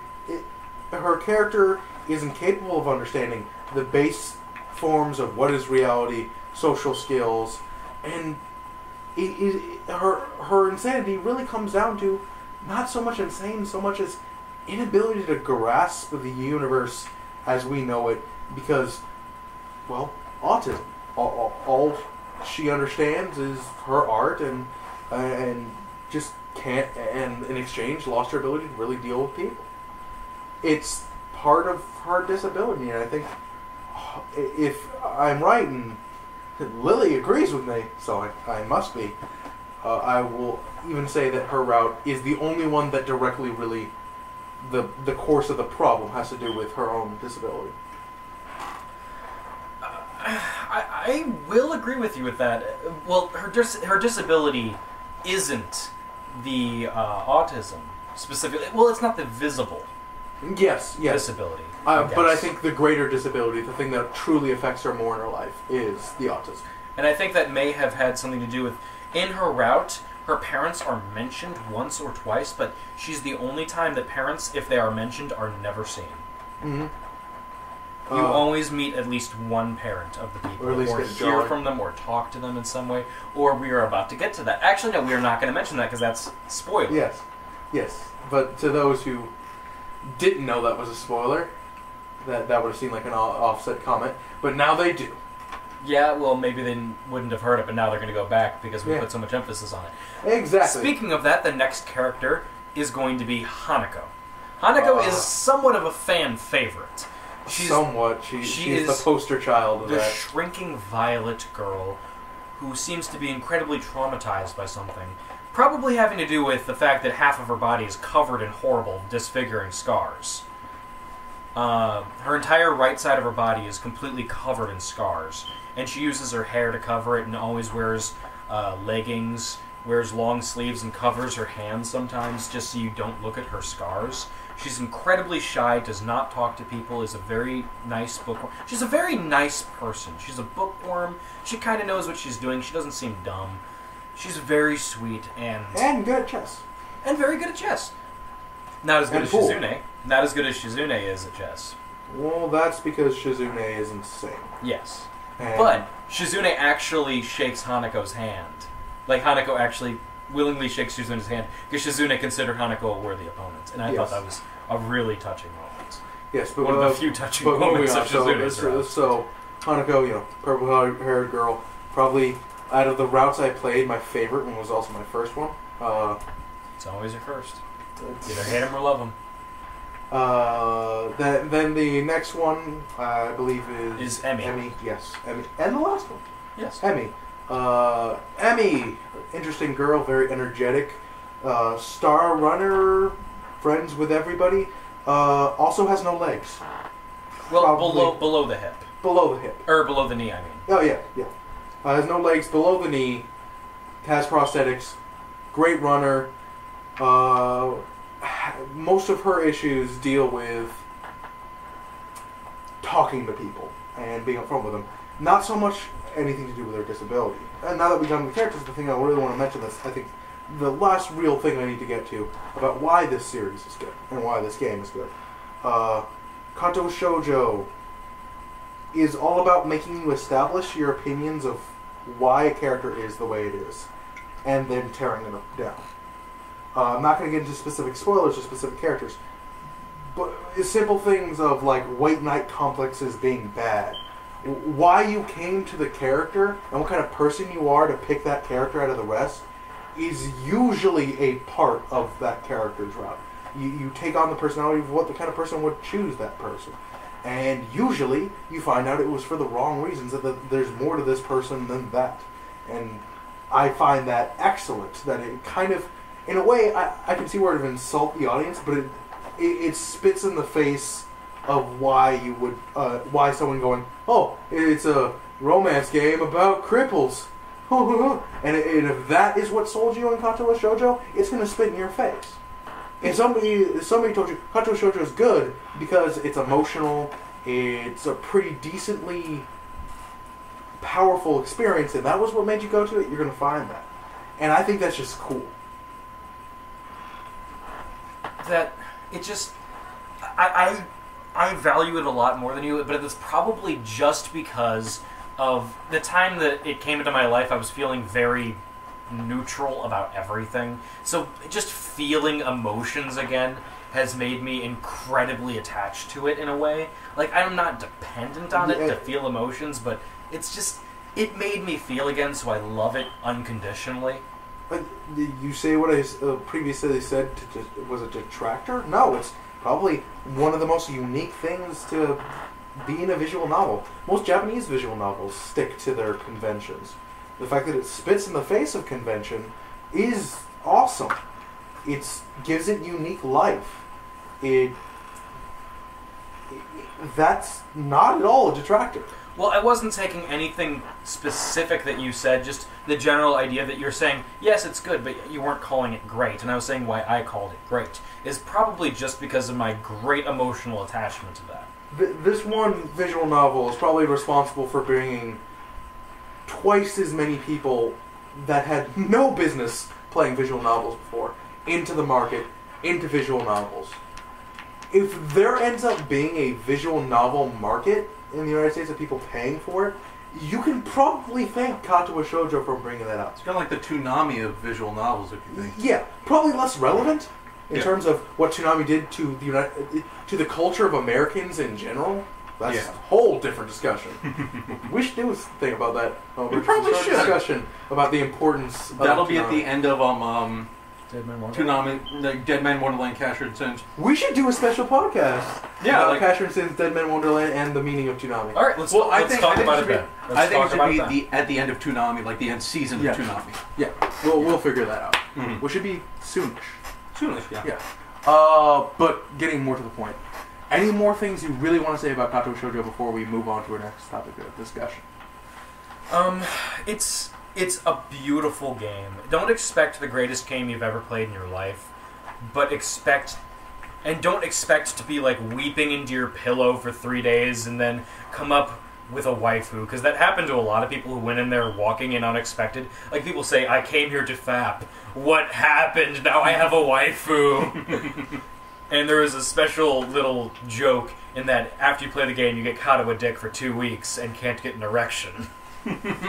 Just because of how hard you cried.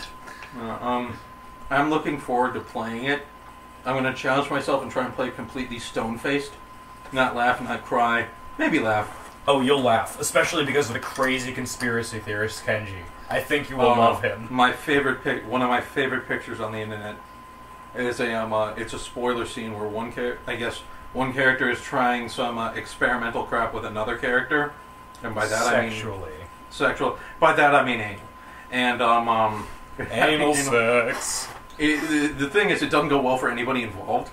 But the picture is of that scene where both of the characters' faces have Kenji's face when he's shouting. It's like he's angry shouting. I love that picture. It's the funniest thing I've ever seen. Kenji, for those who have not played Katawa Shoujo, is a conspiracy theorist who believes that there's a feminist conspiracy. I don't think we need to ruin that. Do we really need... It's not that relevant to the game, and it's a nice surprise for people to discover. I'm just saying, it's relevant if you don't pick anybody. Yeah.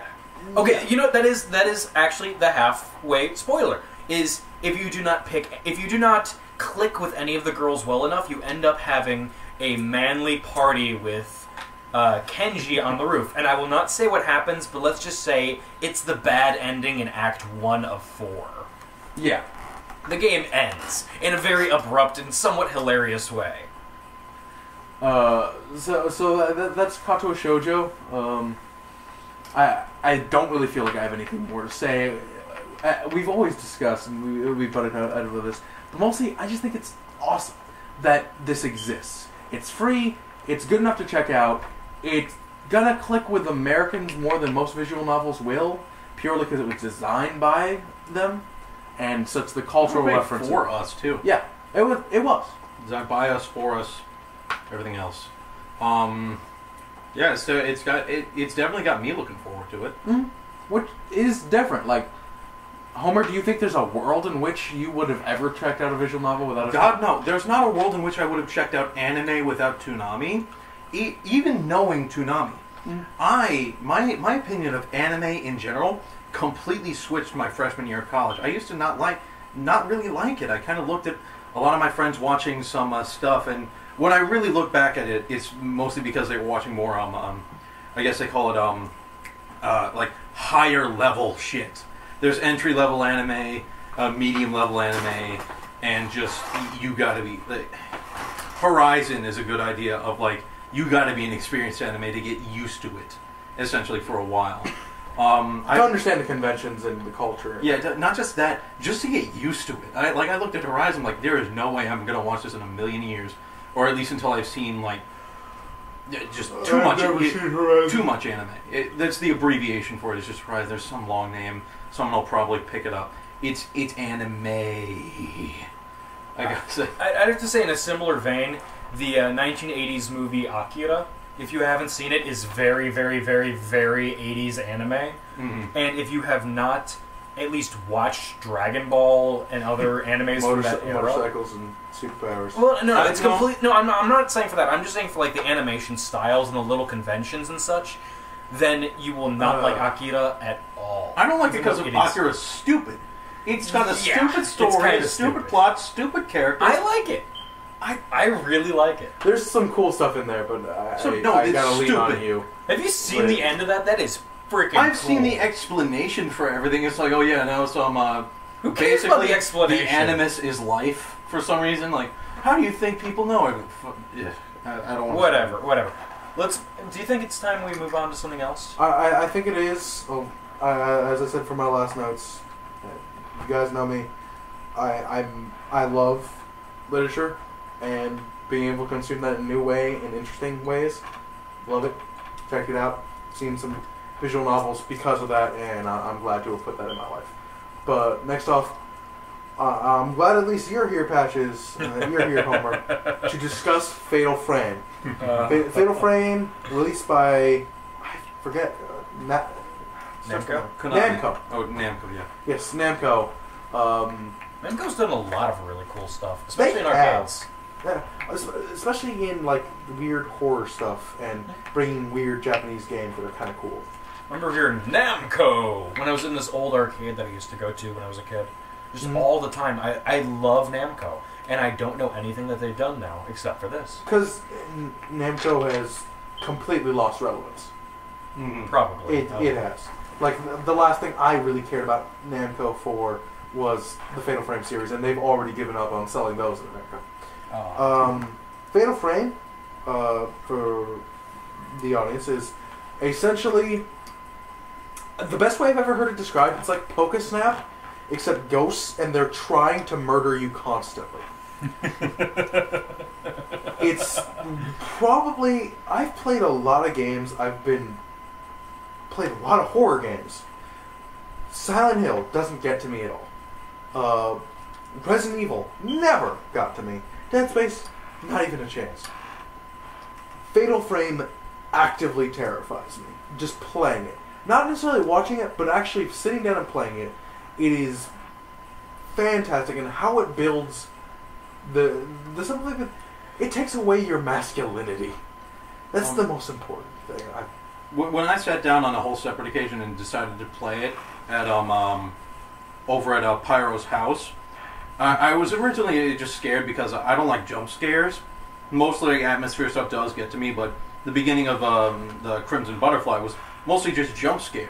It is amazing how less scary it is when you start like role-playing comedic characters in the thing.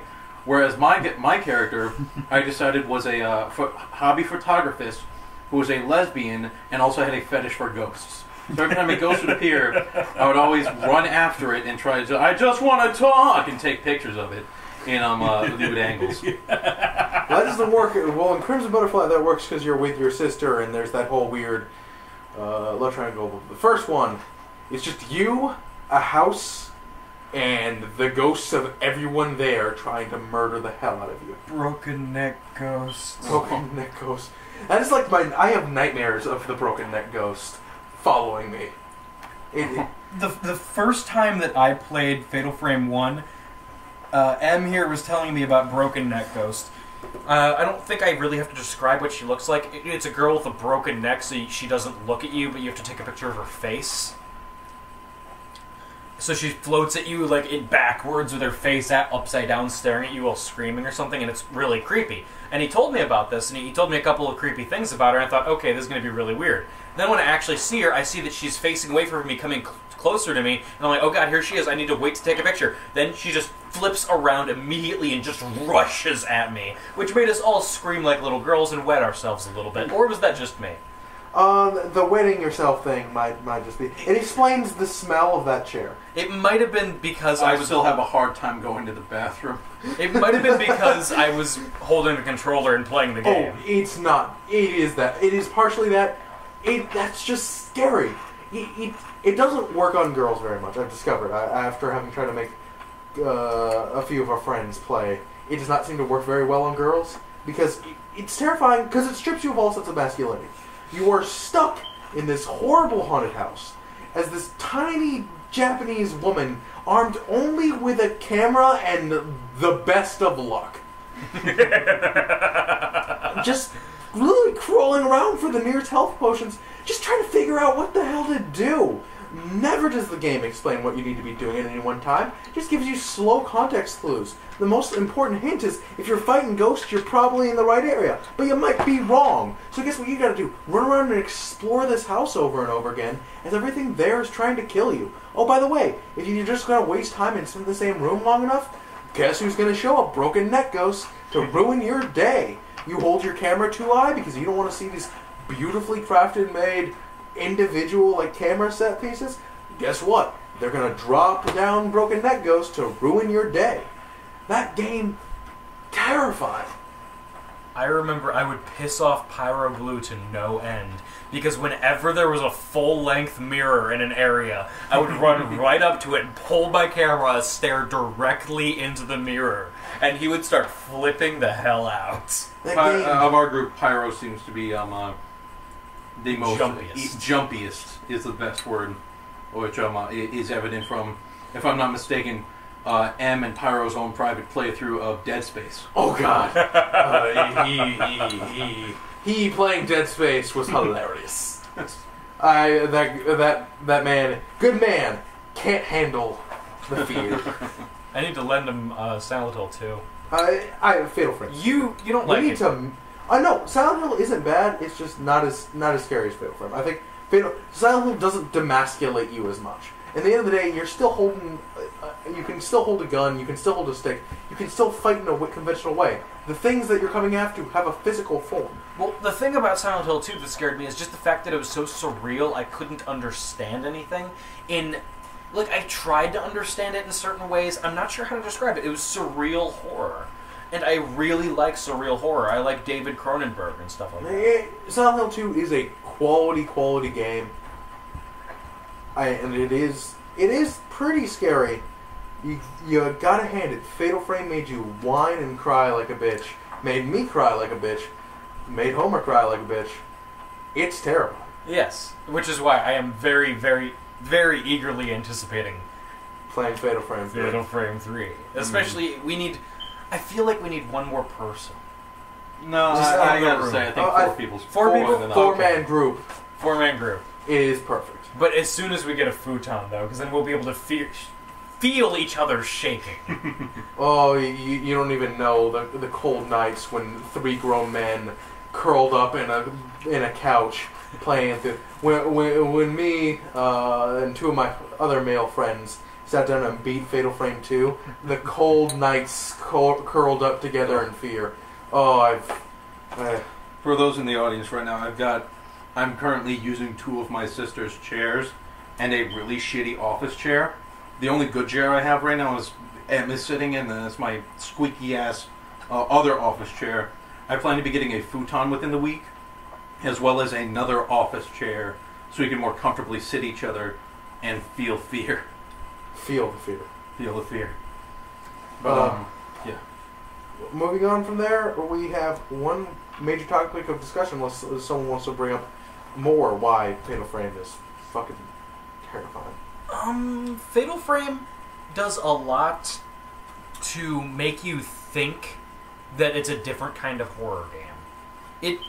It makes you feel like, oh, something's about to happen. But then you walk through the area and nothing happens. And you're like, oh, something was supposed to happen there. I guess it's going to happen up here. You walk through the next area. Nothing happens. It just builds up that tension. It knows how to build atmosphere. That game is 100% atmosphere with a very few amount of jump scares, and most of those jump scares are honestly kind of accidental. Also, has a good way of laughing at you while you search for items and then sends ghosts after you. Yeah. Oh God. Yeah. If you found an item, you probably also found a ghost. Mm-hmm. Remember those long stretches where I didn't have any healing items and I was crying? Yeah, I remember that. Yeah. Yeah. We'd find a healing item and immediately lose it. Fucking dive bomber ghost. Oh God.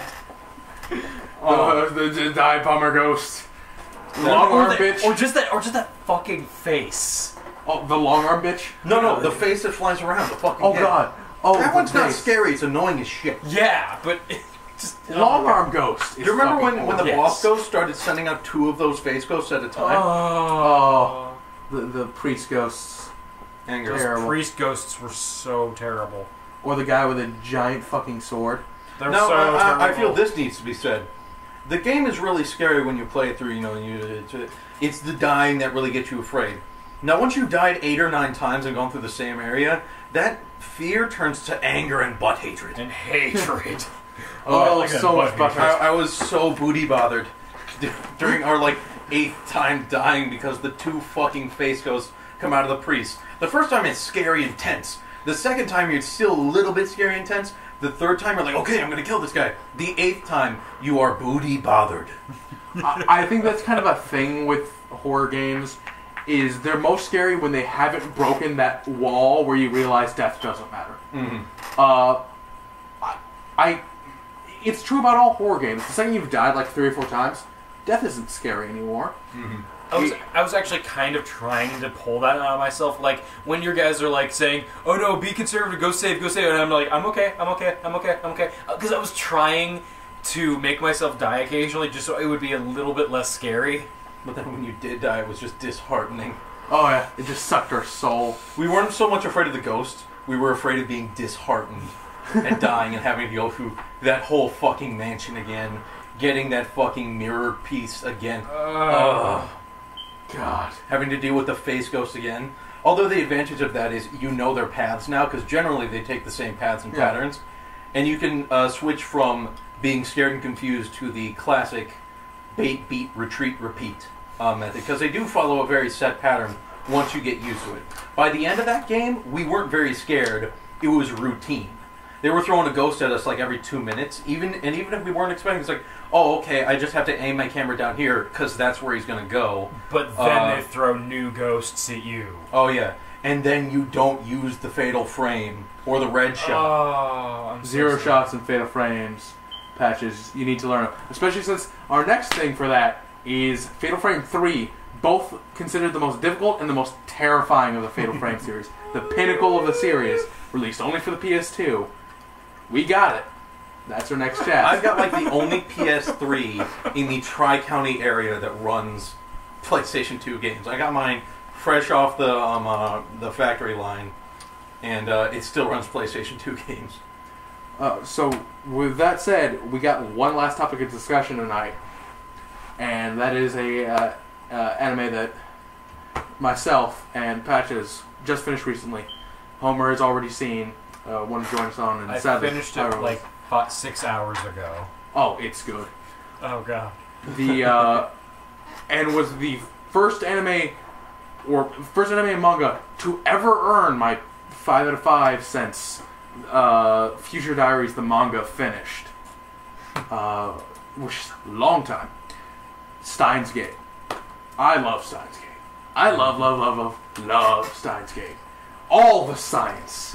If you as a human being hear about a story involving a bunch of college kids getting together in an apartment and making a time machine with a microwave, a banana, and a cell phone, then I don't know who you are and where you get off living on my planet. Stop breathing my air. Turn off this podcast and go drown yourself in a river because you don't have a right to be here. You're not a good person. If you hate, the only people who can hate Steins Gate are people that just hate science.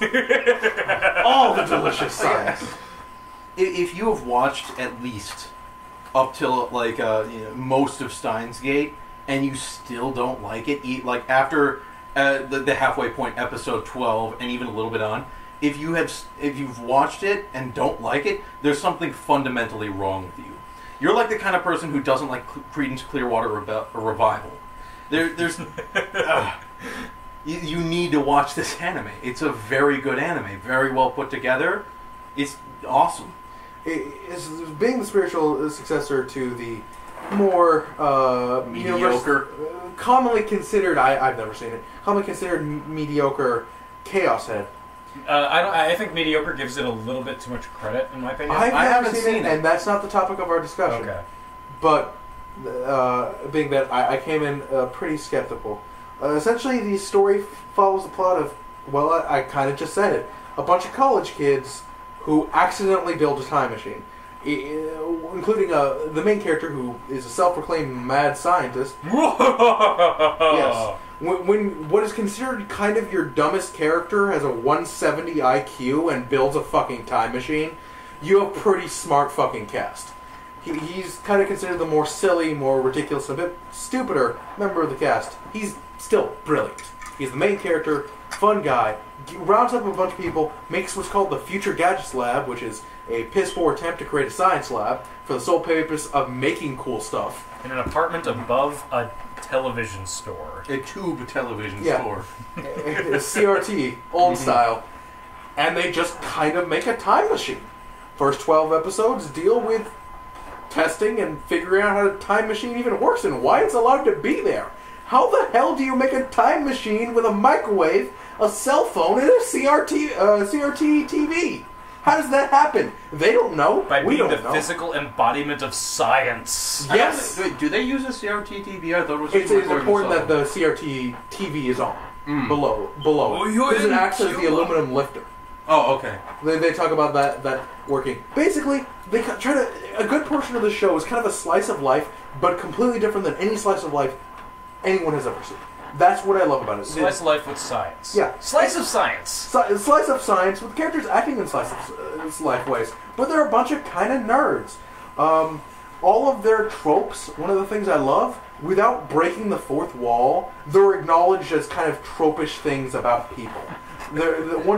Probably the fan favorite character, a redheaded Sundari, called Marise. Or Makise. Makise. Shut up, Patches. You ruin everything. Is probably like considered the most intelligent. Even she is a complete nerd who sits on the equivalent of Japanese 4chan most of her days and has never been on a date in her entire life. And she is considered the pinnacle of this group in terms of everything you want to be.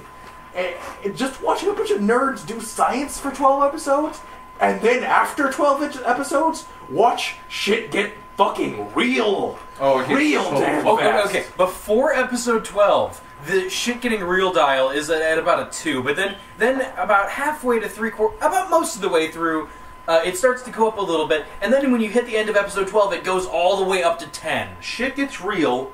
It goes from 2 to 10 in approximately, I'm going to say, 45 to 60 second scene. Yes. Yeah, it gets so real, so fucking fast, you have to watch the next episode.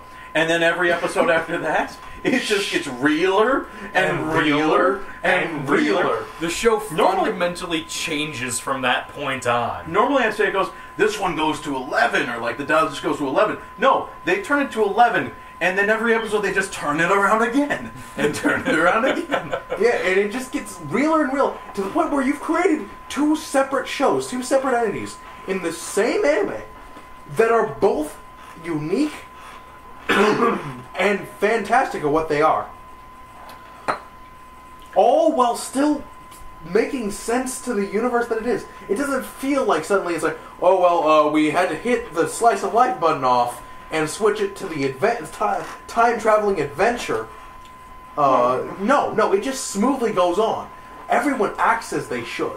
When shit gets real, people get real. Yeah, it was like, there's...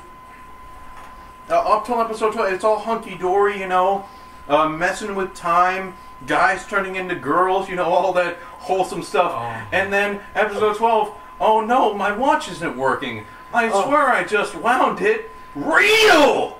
Real. So much real. It's so fucking real. Time is all sorts of messed up. We gotta go fix everything. It's time travel. You know how time travel works. And while it's still going to be in new and interesting ways, like the base system for 90% of the time messing with stuff is in an entirely different way than you acknowledge time travel working in everything you've ever seen.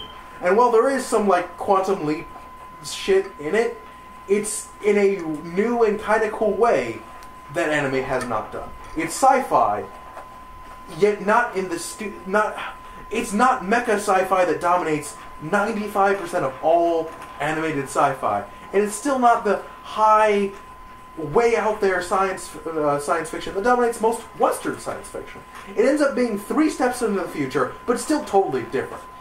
They introduce this new technology, time travel, and through most of the show, you actually get to experience them just trying to figure out how this works. The fact that they invent time travel and they don't know how they did it, like real science tends to work. You know, when we fired protons at gold and suddenly they fucking were bouncing back and stuff, we didn't know why. And for a good portion of time, we had no idea what we just did to the universe. And you know what? When they invent time travel, they have no idea how to do it. And they just slowly figure out piece by piece through it's kind of silly, but empirical scientific theory. Changing a guy into a girl, I will admit, is not empirical scientific. That's fun. That's funny. I'll admit, like, I kind of hated them a little bit because of how they didn't seem to be taking this time travel that seriously. It's like, oh yeah, we'll just do this. I know, but, like, I would take that a lot more seriously at first. They're college kid nerds that are obsessed with experience. Or experiments. Okay. You really think they want to lose the opportunity to mess with time? I know, but they should have been at least a little bit more cautious about it occasionally. What would you have done with a time machine? I would have... Well, No. What would Pyro do with a time machine?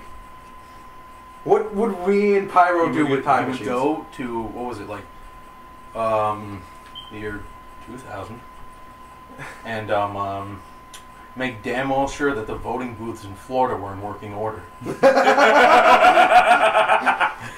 We're not going to get into I would go back and I would actually just bitch slap Hitler. Like, wouldn't kill him, just bitch slap Hitler. In private, so it's I get the satisfaction. I wouldn't really bitch slap him, I'd just give him a bit more encouragement to try and rethink pursuing art. No. Try and make art a bit more. I would go back to World War I and be the one that shoots off his testicle. Because there's just the satisfying feeling of shooting off his 2 testicles, so he has 1 testicle left. So he had 3? No, he had 2 testicles. I know, you said shooting off his I meant testicles. I meant shooting. We need to stop talking about shooting off people's testicles and getting to the point of it. Get science game. I like the science. It's still science fiction. And one of the rules about science fiction is there is some space magic. Science fiction is science fiction because we don't really know how this exists. If it was all science fact, then all of our microwaves would have a time travel setting. I do like how one thing that proves this is when Makise is writing down the equations for how this time travel thing's supposed to work, she fills up half of a dry erase board, and that's it, with the equation of how it's supposed to work, and half of that is emoticons if you look closely. Just like, I never noticed. I don't believe it. This is go back and watch the episode. You'd expect time travel, such a complex thing, to fill up like an entire chalkboard. There's like an entire fucking board. There are simpler things that fill up bigger space. Nope. Apparently, time travel out of microwave just needs a quarter of a whiteboard with a quarter of emoticons. Well, Hey, equals MC squared. You put the She's not writing down a proof. She's writing down just the equation. No, that's a proof. She wrote down the proof. I think she was just writing down the equations. I think she'd written down the proof in other places. Yeah, It was just there's a no simplified reason to version. all the proof. I don't even think she knows the proof. A proof is understanding why it works, why a formula works. I think she just knows the formula works and created it. I see. Even beyond that, but getting to why it's quality, it's that fun level of doing some science. I like science fiction. I like science. I feel like I'm slightly more scientifically endowed with knowledge than the average Ugandan. I don't claim to be a scientist. I don't know as much as I didn't know you were Pyro. black. Yes, that's the big secret. I've actually been black all along. You're lying. really well. We saw the video in the opening. You're not black. Oh, It was a but I clever am. disguise. Clever disguise. You're like half Cuban, but you're whiter than all of us. Enough about ethnicity. Enough about getting in like the mildly racist zone. I have to say, like, as I grew up on Terminator, so I've always been really into sci-fi, and I've always really liked science fiction, or not science fiction, time travel. I've always really liked time travel, and I've read H.G. Wells' The Time Machine. Whenever there's something having to do with time travel, the only thing that I don't really like that much is Back to the Future, but that's just because of how cliche. It's just because of how cliche it is. I don't. Did you like Bill and Ted's Excellent Adventure? In general, I don't like 80s movies. But Bill and Ted's Excellent Adventure is the best time travel movie. In general, I don't like 80s movies. We're not going to get into that. This very well may possibly be the greatest time travel depiction I've ever seen in my life. I will agree with that. Despite the fact that because time travel is time travel, anyone with any sense of science understands by the very nature of what time travel is, it's got more holes in it than the back of a gun range. It's More holes than a Venetian hooker. Yes. Yes, time travel doesn't work. If time travel ever was invented at any point in any time, we would know because somebody would have already gone back and messed up time. More holes than John F. Kennedy's had. Ow! Did that hurt your America, Homer? Like America. It hurts your inner America. I love Back to the Future, but this is definitely one of the best animes in general I've ever seen. Yes. I don't know about depiction of time travel. As far as depiction of time travel goes, I gotta hand it to Back to the Future because it's just funny. I actually, when I finished the series, when I finished episode 24, there is a 25th OVA that I have yet to watch. I will watch that tomorrow. It's just happy fun motion. same here. Happy Fun Motion. I'm okay with it. I'm okay with Happy Fun Motion. But They also go to America. when I finished episode 20... How'd you like that? I didn't watch it. I want to watch them in the Spoilers! Spoilers! Who cares? I finished episode 24, and I sat there, and I was looking at the rating that I gave it on my anime list, and it was currently at a 9. Oh, for instance, or before, from the shit gets real moment, but from episode 1 through 11, I had it at around a 6 or a 7 out of 10. I thought, yeah, this is a pretty good anime. Then the shit gets real, immediately bumps it up to a 9 out of 10. Just immediately bumps it up to 9 out of 10. After the entire thing finished, I was sitting there thinking, okay, I want to give this a 10 out of 10. But I think it might be better than like the other things that I put at 10. So I was thinking there of possibly completely going through and changing all my other ratings to reflect that Steins Gate is the best. You can't do that. Oh. Once you put a rating down, it's sad. Like, I've looked at some of my reviews. The fact that I gave School Days anything less or anything more than 2.5 makes me mad. School Days will be a whole nother podcast. Yeah, I'm not going to... But regardless, you can't look back at your reviews and go, I need to change this. I've still It's set been in meaning to stone. play that. I've been meaning to play No, that. yeah. Steins Gate. Steins Gate. It's a... I'm also going to play the VN of Steins Gate. Yeah, I have it on my computer. You gave it to me. Yeah, I did. Steins Gate, the visual novel, I'm looking forward to getting into it because of it. I feel like I need to reiterate it, how important Steins Gate and how awesome it is to me. I have seen and read at least over 100 anime and manga combined. Of these, only 6 series have ever earned, in my eyes, 5 out of 5. I've seen a myriad of just genres and everything. Only 6 ever did it. I am so happy and so surprised, and I'm completely happy doing this. I wish all animes were 5 out of 5. That'd be fucking fantastic. Imagine the world where everything is that good all the time. But then we'd be jaded to it, and we wouldn't know what true anime Shut up, is. Homer. I am so happy to add Steins Gate to that list. Bump it up to 7. 7 things that were... 7 out of 5? I'm kidding. Don't hurt me. 7 5 out of 5 series that deserve to be there, and simply meaning anyone of any time, of any place should be able to sit down, see this, and enjoy it. What it is, consume it, and adore it, and get something out of it. And stand up, put on a lab coat, and go science. Yes, if you go through Steins Gate and you don't feel like doing some experiments, something's wrong with you. That or you hate science, I don't know.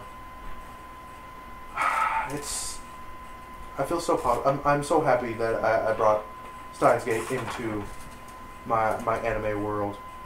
And I'm glad that Homer, you and Pyro convinced me to see it. It was a positive decision.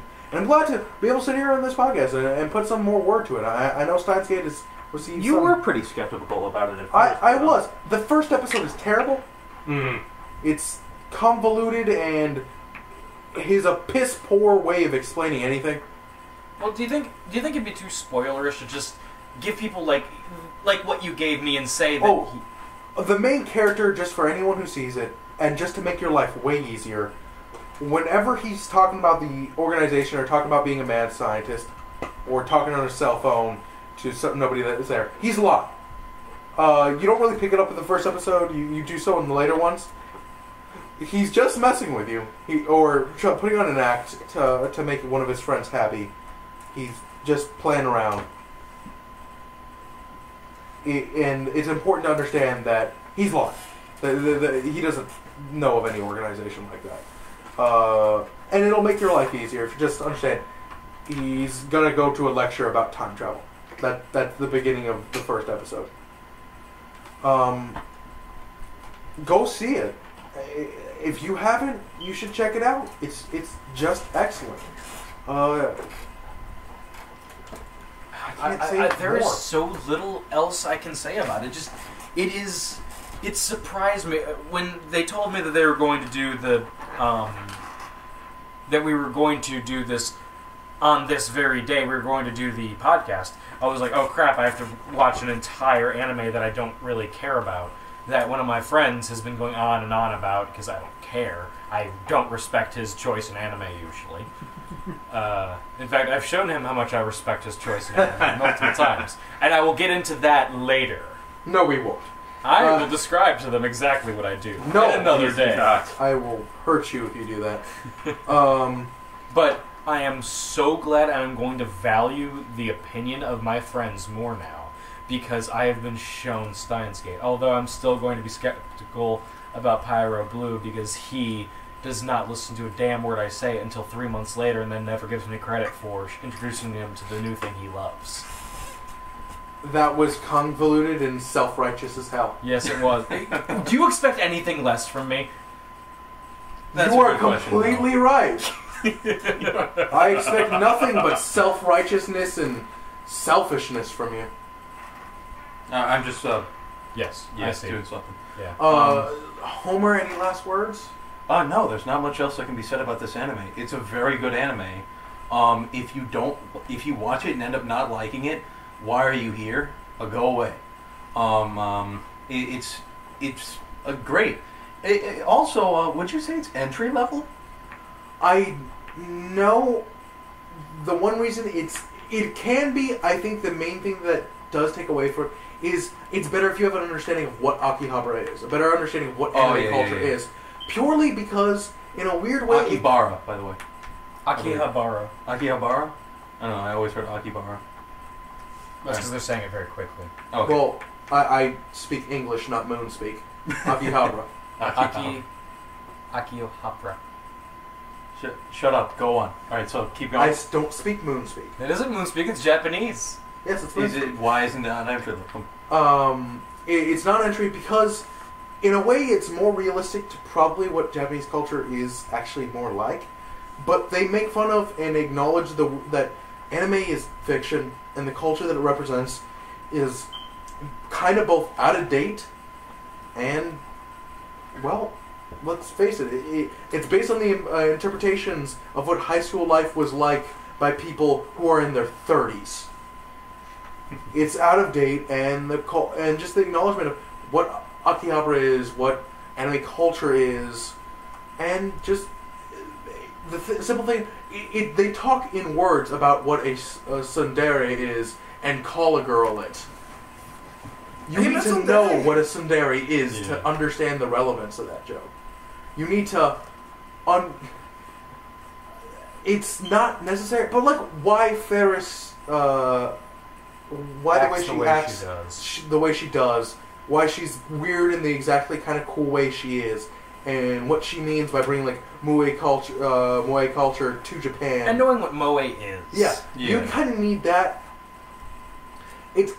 It's almost weird to say it because it's not even that much in the show, but they talk about it enough. Because these are nerds, they're into that, and they talk about what they're into, and it's kind of snake eating its own tail with the fact that they talk it kind of candidly about that stuff.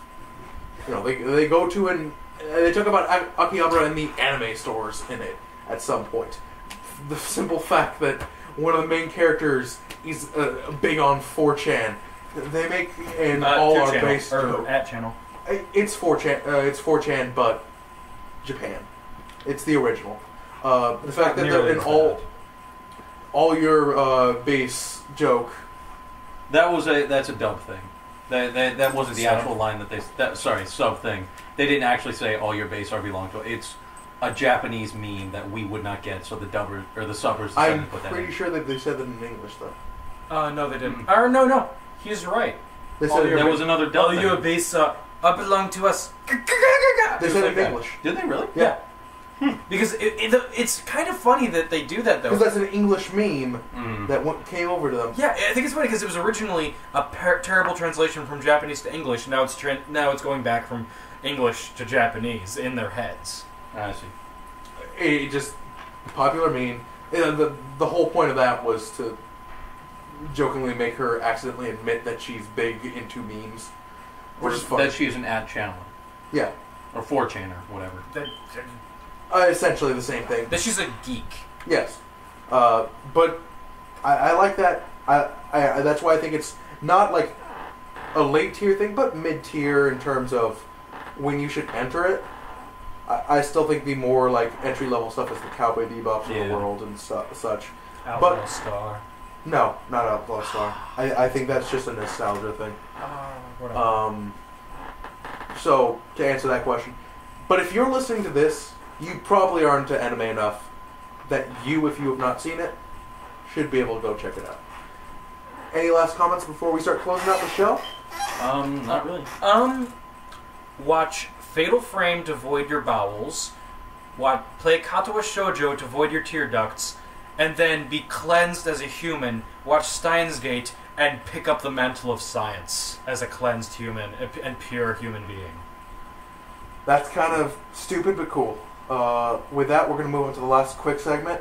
What we're going to be doing next. Not necessarily in terms of like podcasts, but what you're personally going to do next with anime and video games. I know myself, I'm going to be playing a lot more of Blue-White because I can't speak Japanese well enough to do it justice at all. That visual novel, I'm interested to continue my pursuit of it. I need to get back into a huge list of games. Probably playing Persona 3. I've never finished it. I've got to save halfway through the game. Probably need to take a chunk out of that. In terms of anime, I'm Fate Zero and Pyro really wants me to watch Guilty Crown with him, just to get my opinion of it. I know it's supposedly really bad, but I don't know. I'm willing to watch something terrible after watching something so good. I mean, hell, I need to make it so reverse palate cleanser. Yeah. Also, it'll help lower my average score. It's weird that instead of 4 out of 5 is my average score, despite most of my scores being 3.5. But that's what I'm looking forward to. And check out Steins Gate, the visual novel. I'm probably going to be taking a bit more of a break, though, from that and just... No, actually, no. I'm probably going to go straight into anime. Who am I kidding? Patches, what are you going to be playing and watching? Well, first off... And you are not going to mention disgusting pornography on this podcast again. I'm not going to... You already did it last time, you're not doing it today. I'm not going to do Technically, you anything. just did. Yeah, I wasn't going to say anything. No, he didn't say it. I can say it as much as I'm the host. I can say whatever I damn well please. Yes, my lord. You can't. The first thing I'm going to do is I'm going to finish watching Cowboy Bebop because I've never actually sat through the entire series. I watched it on Toonami for a couple of years. I loved watching it on Toonami. Have you seen the final episode? I have not seen the final episode. The final episode is my favorite episode. I know what happens. One of my friends spoiled the entire thing for me because he's a jackass. You have to see it. I know. It's a visually... Yes. I also want to see the masterful movie, scene. which is technically episode 23.5 out of 26. Mm-hmm. But anyway, I'm going to watch Cowboy Bebop. I'm going to watch... what was the name of it? Homer, you were pushing me on it. It's Baccano. Baccano. I'm going to watch Baccano as well. That is my next anime to It watch. seems interesting, and I want to take a bite That out of is that, my current favorite anime, is Baccano. Baccano. I will watch Baccano. And I have 2 games on my list. One of them is Legend of Zelda Twilight Princess. I remember I went through and I saw that I had a save file from about halfway through the game. I never remember picking... I remember I picked up the game. I don't remember getting that far. So I'm just going to play through the entire thing. I also have Alan Wake, which I'm going to play at night when I am not hanging out with these idiots watching anime. That's never going to happen. We're always doing stuff. Then I guess I'll keep borrowing Alan Wake for a while then. Yes, you You already borrowed my prototype for 2 years. That was an accident. No, it wasn't. Yes, Don't it pretend. was. That was an accident. Why would anyone want to borrow prototype for 2 years? Because It's Spider-Man with gore. Why not? Because it's Spider-Man with gore. Spider-Man, awesome. Gore, awesome. Spider-Man with gore, bloody awesome. No. Shut up. Go away. Prototype is not that good. I liked Prototype a lot. Prototype is one fun. playthrough. It is not good. It's one fun. playthrough. I will agree with you, but is it 2 years fun? No, it's not. I didn't play it for 2 years. It's fun. I got mad when my brothers overrode my save because I had like all the powers unlocked. And just running around the city on Days before dorm life, huh? Oh, days before dorm life. Just running around the city, beasting the shit out of the military and the various infected with all of my forms unlocked. Just going Wolverine and also having the armor. Yeah. That's fun. It is not 2 years fun because it just gets kind of repetitive if you play it enough. But it was still fun. It is not a good game. But what are you doing? Oh, what am I doing? What am I playing? Yeah. Alright. I recently got a couple animes from my friend. I had to pull up my computer. You might have heard the rustling a little bit earlier. Because I cannot for the life of me remember the name or pronounce it. So I have to read it. It is Seitokai Yakuin Domo. Which is... It's sex jokes. That's all it is. It's just sex jokes. I don't know why I find it funny. I don't know. I kind of had the same effect with Rosario plus Vampire. There is no reason I should like Rosario plus Vampire. Almost everything I hate about anime is in Rosario plus Vampire. I like Rosario plus Vampire. I don't know why. I don't know why I like this anime. I guess it's kind of charming sometimes. I'm still waiting for it to get old. I'm about halfway finished and it's starting to get old. But yeah. Next up, I've heard raving fantastic reviews from people. Welcome to the NHK. I haven't watched any bit of it. Apparently, it's very good. It's about a NEET who he's a successful high school student. He's walking to college one day, and he starts hearing voices in his head and starts thinking he might fail. He starts being afraid of failure and ends up just not going to his first day of college and shutting himself in and becoming more and more of a NEET. And this girl eventually tries to help him not become the NEET. She kind of tricks him into signing a contract. And it goes from there. Hilarity ensues. Oh, I forgot. This was another thing on my list. I knew there were 3 animes I wanted to watch. This was the 3rd one. I think our mutual friend has talked us both into watching. Yeah, so I'm planning on watching that when I go up north on Friday, because I'm gonna go up, be in Wisconsin for about 10 days. Yeah, listeners to the podcast, the 6 of you that exist, we're probably gonna postpone any more podcasts for a little while. Homer, very important member, is going to be off on a family vacation, taking some time to be with the folks. It's more of my own personal one is 10 days. They've been up there for like a month now. Yeah, but still, you're taking some time to be with family. Taking 10 days off.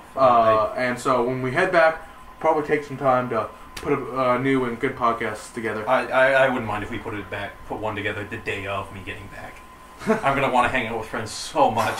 The only reason I'm going there is pretty much to shoot guns. I like water skiing. I love water skiing. I might learn how to barefoot this summer. I already know how to slalom ski.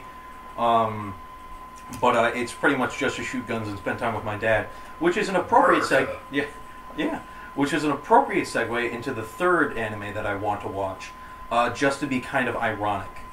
For listeners of the podcast, I am a big gun nut. Me and Em share this in common. We both love firearms, not because firearms are cool and big ones. No, we just respect them. I personally like more historic firearms that they hold a good place in my heart. Ones that have importance in history and stuff. Me and my dad are going to build an M1 Garand from scratch. We're going to order like parts online, like 5 a week or something. 5 tiny parts a week, you know. And we're going to slowly build one from scratch. I want to watch Upote, which is essentially Gun Girls.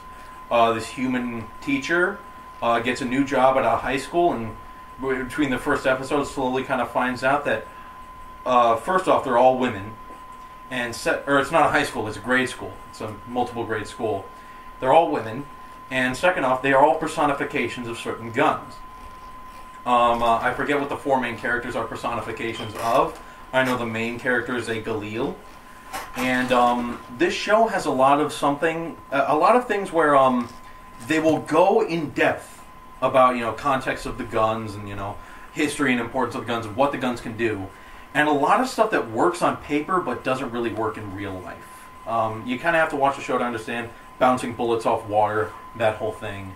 But yeah, that's what I'm watching. What's going on now? It's just picking me up. Alright, that's pretty much what I'm going to be watching. Alright, so any last notes, or can we close this thing? Nope, we can close it. Alright, well, to viewers, I hope you enjoyed the podcast. We went a little shorter, which is good. I'm hoping to keep that going on. We're going to post it up on Anime Vice on YouTube with our account on MCast1012 on YouTube. Hopefully we'll have it up. Hope you enjoy your time. We're going to close it out here and send us your questions, comments, and advice. See you later, Anime Vice, and have fun building time machines. Science!